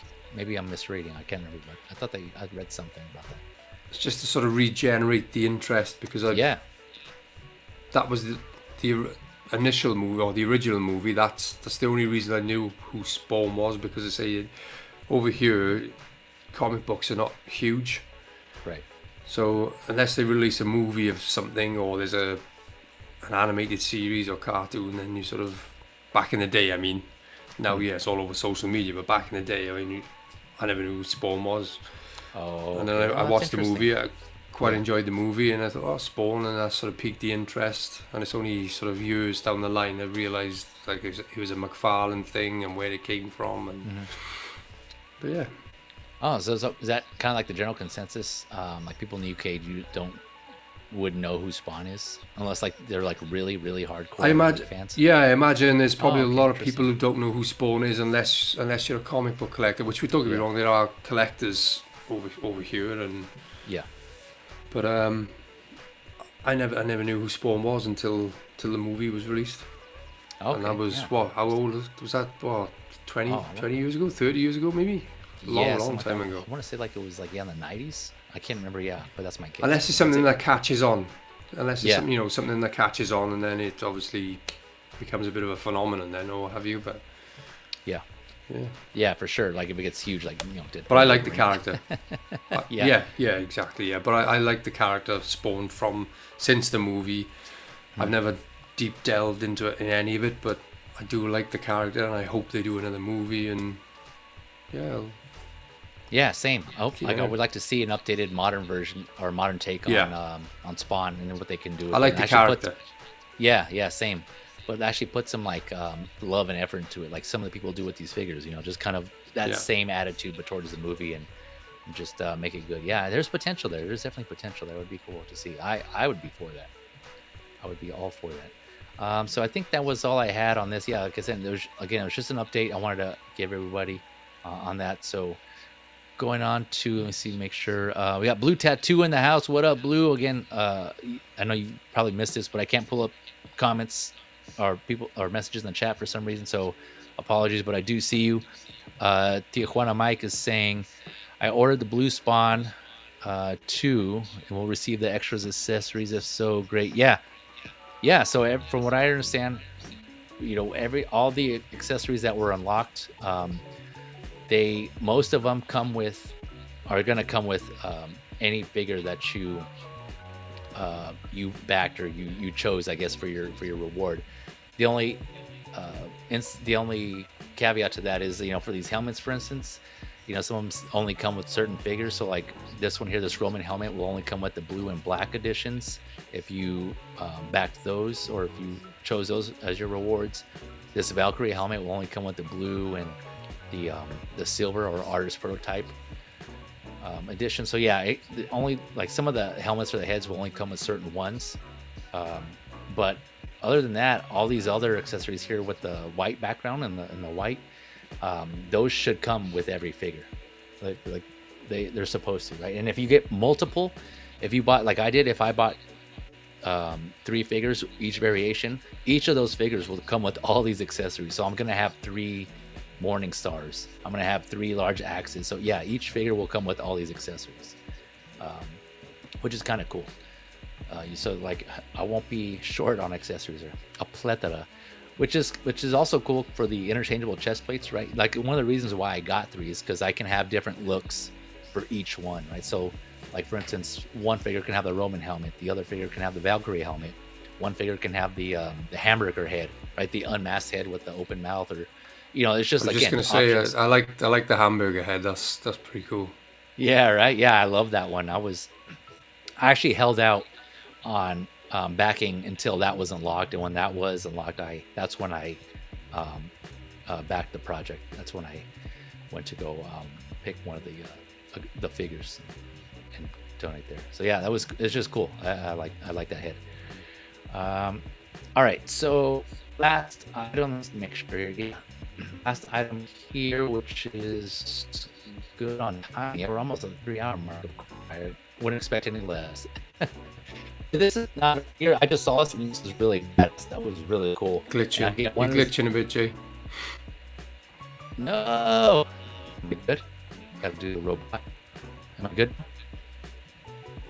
Am I coming? Testing. Can you hear me okay? No. Test. No, I'm still a bit robotic. No. Okay. Well, let's see here. Close this. Thing. Can you guys have on the chat? Mike coming in glitchy to you guys too? Glitchy. Hello, hello, hello, hello. Test. Testing.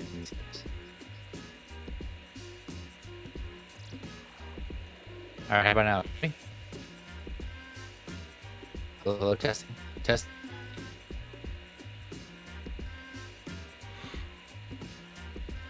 Making a habit of this now, isn't he? How about now? Testing. There we go. There we go. Okay, video good too? No, can't see you. No? There okay. we go. There you go. Oh, all right. You're gone again. Cut. I turned off the camera, that's why. Okay. All right, man. Yeah, I didn't know what was going on. Okay. All right, we're almost done. So yeah, before it gets any worse, last item to talk about. This isn't a figure, but what I was saying before I got all wordly and robotic. When I saw this, I was blown away just because of how badass this looks. And this is the Death Ranger. So this is a statue. It's not a figure, but this is a statue by Diamond Select.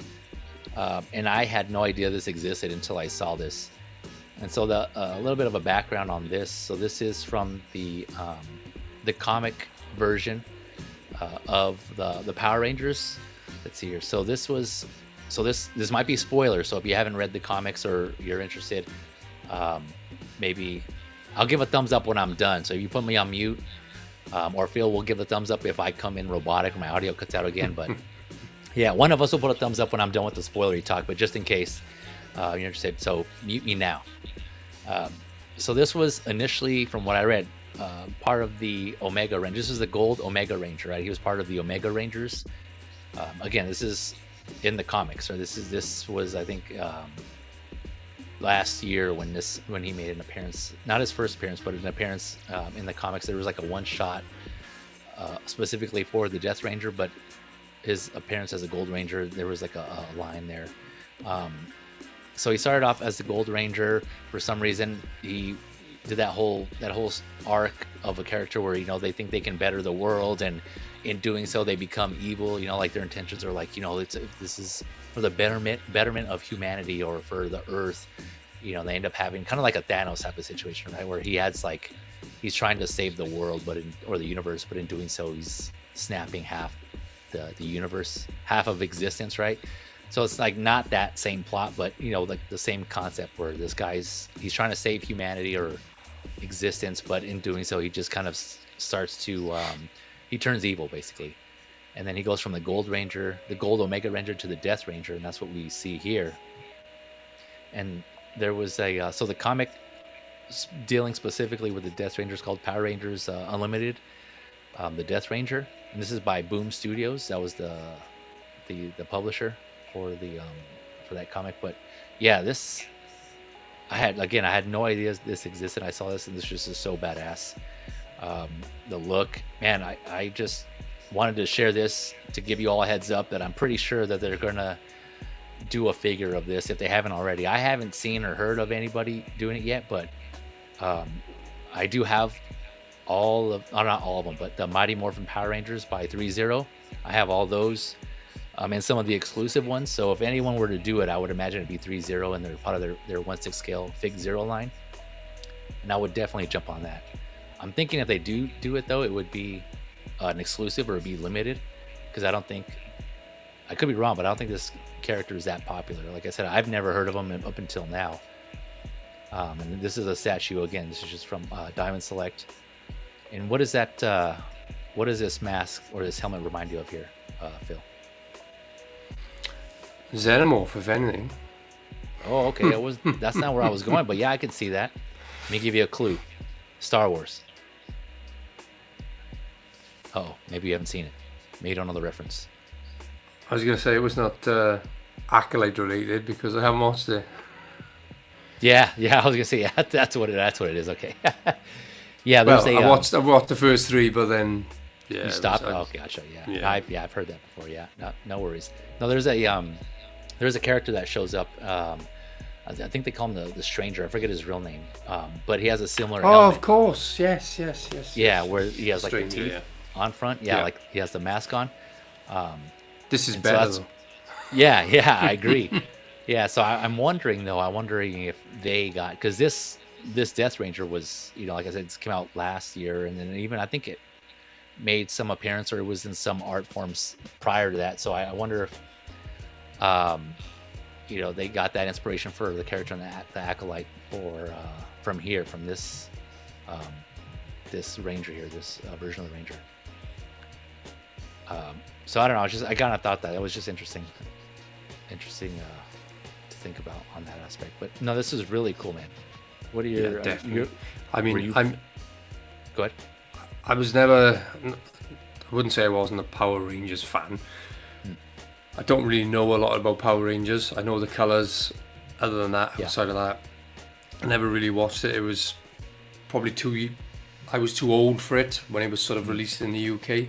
I got you. So I never really got into it. But this is incredible. And if I was a Power Rangers fan, whether I'd read comics or not, that would be coming home day one pre-order. And if the Acolyte had a mask like that, it may have done better than it actually did. Because I think that's that alone could have saved the show. Yeah, that's it's a really. I know it's a statue. You can't pose it and do anything. Is there anything swappable in it, or is it that's it? Is it? No. I think nevertheless, it's fantastic. I think looks amazing. Yeah, I love that character. I know nothing about him, but I love that character already. Yeah, same. So yeah, $80 USD, and this is on the Diamond Select website. But I don't see anything about anything being swappable. 10-inch statue made of high quality PVC. Designed by Joe Allard, sculpted by Salvador Gomez. Yeah, I don't see anything about swappable, but even similar. I don't think that would matter if I were to get this. This just looks so badass, man. This is really cool. I'm actually kind of tempted to buy it just because of how badass it looks. But yeah, I agree. The helmet alone just like sold me. When I saw this, I'm like, what is that? So cool, man. It's just so cool. So I fingers crossed this comes in figure form and from one company or another. Third party. Speaking of third party, I just got my invoice for. There was the gold Ranger. I think it's a gold Zeo Ranger from So Toys. I covered that in another figure Lowdown stream a few streams back. Like So had came out with a bunch of Power Rangers, and they did the Black Dino Ranger, played by Tommy, and then they did the gold Zeo Ranger from the Zeo Rangers, like one of the earlier ones. So I got both of those, and so I got to pay for that. That should be soon. Looks to have a similar color scheme of gold and black, which I actually love. I love that color scheme on figures if it's done right. So this looks really cool. Yeah. Yep. But the Mighty Morphin Power Rangers, and I think the couple of iterations after that were the ones that I kind of grew up with, and then I was watching. I kind of stopped after that, so I had no idea who the Omega Rangers are. I've never heard of them, so. Well, Jay, if he comes up in a TV show, hit me up. I'll start watching. Yeah, likewise. If you see it before I do, I will definitely keep you posted. and if I see a figure, I'll definitely put this in our chat, and I'll let you guys know. So I'm looking forward to that one when this comes out. But that was all I had as far as collectible and figure talk. Let me see. Let me touch on the chat real quick. Make sure I didn't miss anybody. Make sure I'm good. I'm not seeing anything. Okay. But that was it. Thank you all for staying for this long. For those of you that stayed till the end, appreciate you coming through and watching. For those of you who jumped in and were watching here and there, either way, I appreciate any time that you were watching. Let me cut this out. Phil, anything you want to plug? Anything you got going on? Just got the Obi-Wan Kenobi from the Obi-Wan Kenobi show in. Yeah. So I've started taking some photographs of that over the last couple of days. It's a fantastic figure. I know Justin's collection is kind of slated him, but I think he's brilliant. I think he's figure of the year. Is he? Yeah. I'm looking forward to getting that. I have that on pre-order. It's just a sculpt. Yeah. Don't get me wrong, the soft goods are probably not the best quality, but the head sculpt just makes the figure, for me anyway, personally. There's a Darth Vader collaboration going on with myself and a few Instagrammers. I think they're coming out on the 30th of September. So Mark Attack, Canty Collects, Manny Burton. There's a few photographers in there, and we're doing sort of a presentation in respect of James Earl Jones, hence the Vader collab. So yeah, that should be the 30th. And I should be on the Hope Show hopefully on Monday evening. Yep, that's with 1/6 Figure Focus, for those that don't know what the Hope Show. That's right, yeah. Right. And he's almost at 4,000 likes, so subscribe, sorry. So if anyone watching wants to hit that subscribe button for the guy. Yeah. For those of you who are familiar and catching the replay, subscribe, please. Appreciate it. Yeah, thank you. Yeah. If you guys, if you find my content, if you find it entertaining or helpful or useful, definitely would appreciate the sub. Definitely not necessary though. You know, it helps. Like I said before, helps you guys out more than me because you're able to get notified and turning those off and on and stuff. But you know, like I mentioned before, I'm not doing this. I'm not looking to get monetized. I'm doing this because I love it. I love talking to you guys. So, but any support you do show is helpful and greatly appreciated. And yes, for those of you who aren't familiar with 1/6 Figure Focus, he's put in the work. He's on the grind himself, putting out a lot of good content on there. He had an interview with Yost. What was that? Yost from Jazz Inc. That I thought was really a great interview. So go check that out. You know, he has some updates on the Catwoman, the Batman Returns Catwoman. So I'll put. What do you sorry, Jay? What do you think of the Batman Returns Hot Toys? Oh, I thought that looked great. Honestly, this is one of the reasons why I'm thinking about doing Hot Toys streams, because you know I can talk about things like this. So I guess I'll touch on this real quick. Well, thanks for asking, Bill. I'm glad you did. So I have the 89 on pre-order, right? I'm willing to look over the bumpiness because I prefer that look of the suit overall. And I'm hoping it won't be as big of a deal when I get it in hand.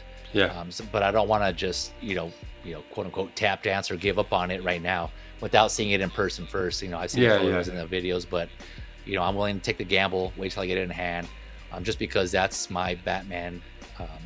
For one, that's my Batman. I love that movie. That's the one I grew up with, and so I prefer that suit. And I like the base better, right? But I do agree that based on the prototype, the returns, the overall, it does look cleaner. The head sculpt on the deluxe looks amazing. I don't like that base as much, although it is cool with the interchangeable, the heads. I guess the what is it, the gargoyle or the cat symbol? Right? I don't know if it's a gargoyle or whatever that, how they're interchangeable. I prefer the diorama base on the 89 Batman instead. So there was that, but the head sculpt on the returns looks great. I just don't like that style of suit, the way how everything was kind of more square and military like. I like the roundness of everything of the first suit. What about you?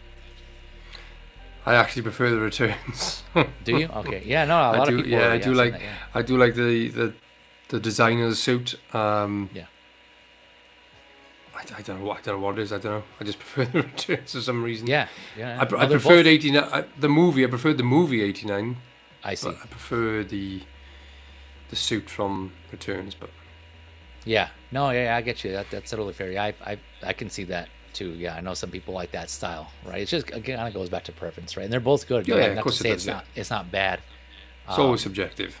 Yeah, for sure. But I do like overall the figure looks clean, man. I will say it does look pretty clean. Everything looks, it looks awesome. So I definitely, to the point where I'm considering getting both, because of the head sculpt, right? Yeah. Or just like that version of it, and just to pair with whatever Catwoman I end up getting, or the Penguin. Yeah, Yost had mentioned that he was gonna do the Danny DeVito Penguin from Returns as well. Right, that's like in the pipeline. At least that's what the plan was as of the interview that he did with Shane. Right, so you mentioned that 1/6 Figure Focus. So I don't know. That's still an option. Right? I could end up getting both. Some people have said that as well. Like I'll just get both, cover both my bases there on that. So that's an option. I don't know, but either way, I think I'm gonna hold out with the 89. I'm gonna stand strong. And you know, if it doesn't turn out great, then that's just that'll just be on me. I'm the one who's going to be taking that gamble. But either way, I'll still enjoy it just because it represents that movie, that first one. Yeah. But yeah, Phil, thank you again, man. I appreciate you coming through and keeping me company. Thank you for the invite. Making yourself available. As always. You could have been doing anything else. You could have just been chilling in the chat, and I wouldn't have minded. You could have just been posting up comments in the chat. Not at all. I probably wouldn't be able to read them because of my issues, but still, I appreciate you being on here and talking figures with me. So yeah, thank you again. Always welcome. You're in the chat now, so whenever you are able to make it. And then yeah, anyone out there, I've put this before and I've mentioned this before, but yeah, if you're interested in talking some 1/12, 1/6 scale figures, let me know. Hit me up. You can slide in my DM, send me a message, and yeah, we'll talk and see about getting you on and getting your feet wet on the stream. So yeah, but I appreciate you all regardless, whether you just want to chill in the chat, totally understandable, and talk amongst other collectors. Thank you for your time, and have a good weekend. Again, we're in the spooky season. Enjoy, get those Halloween decorations set up, and thank you to all watching on the replay. Appreciate it. Have a good one, folks. Later. Good weekend, guys.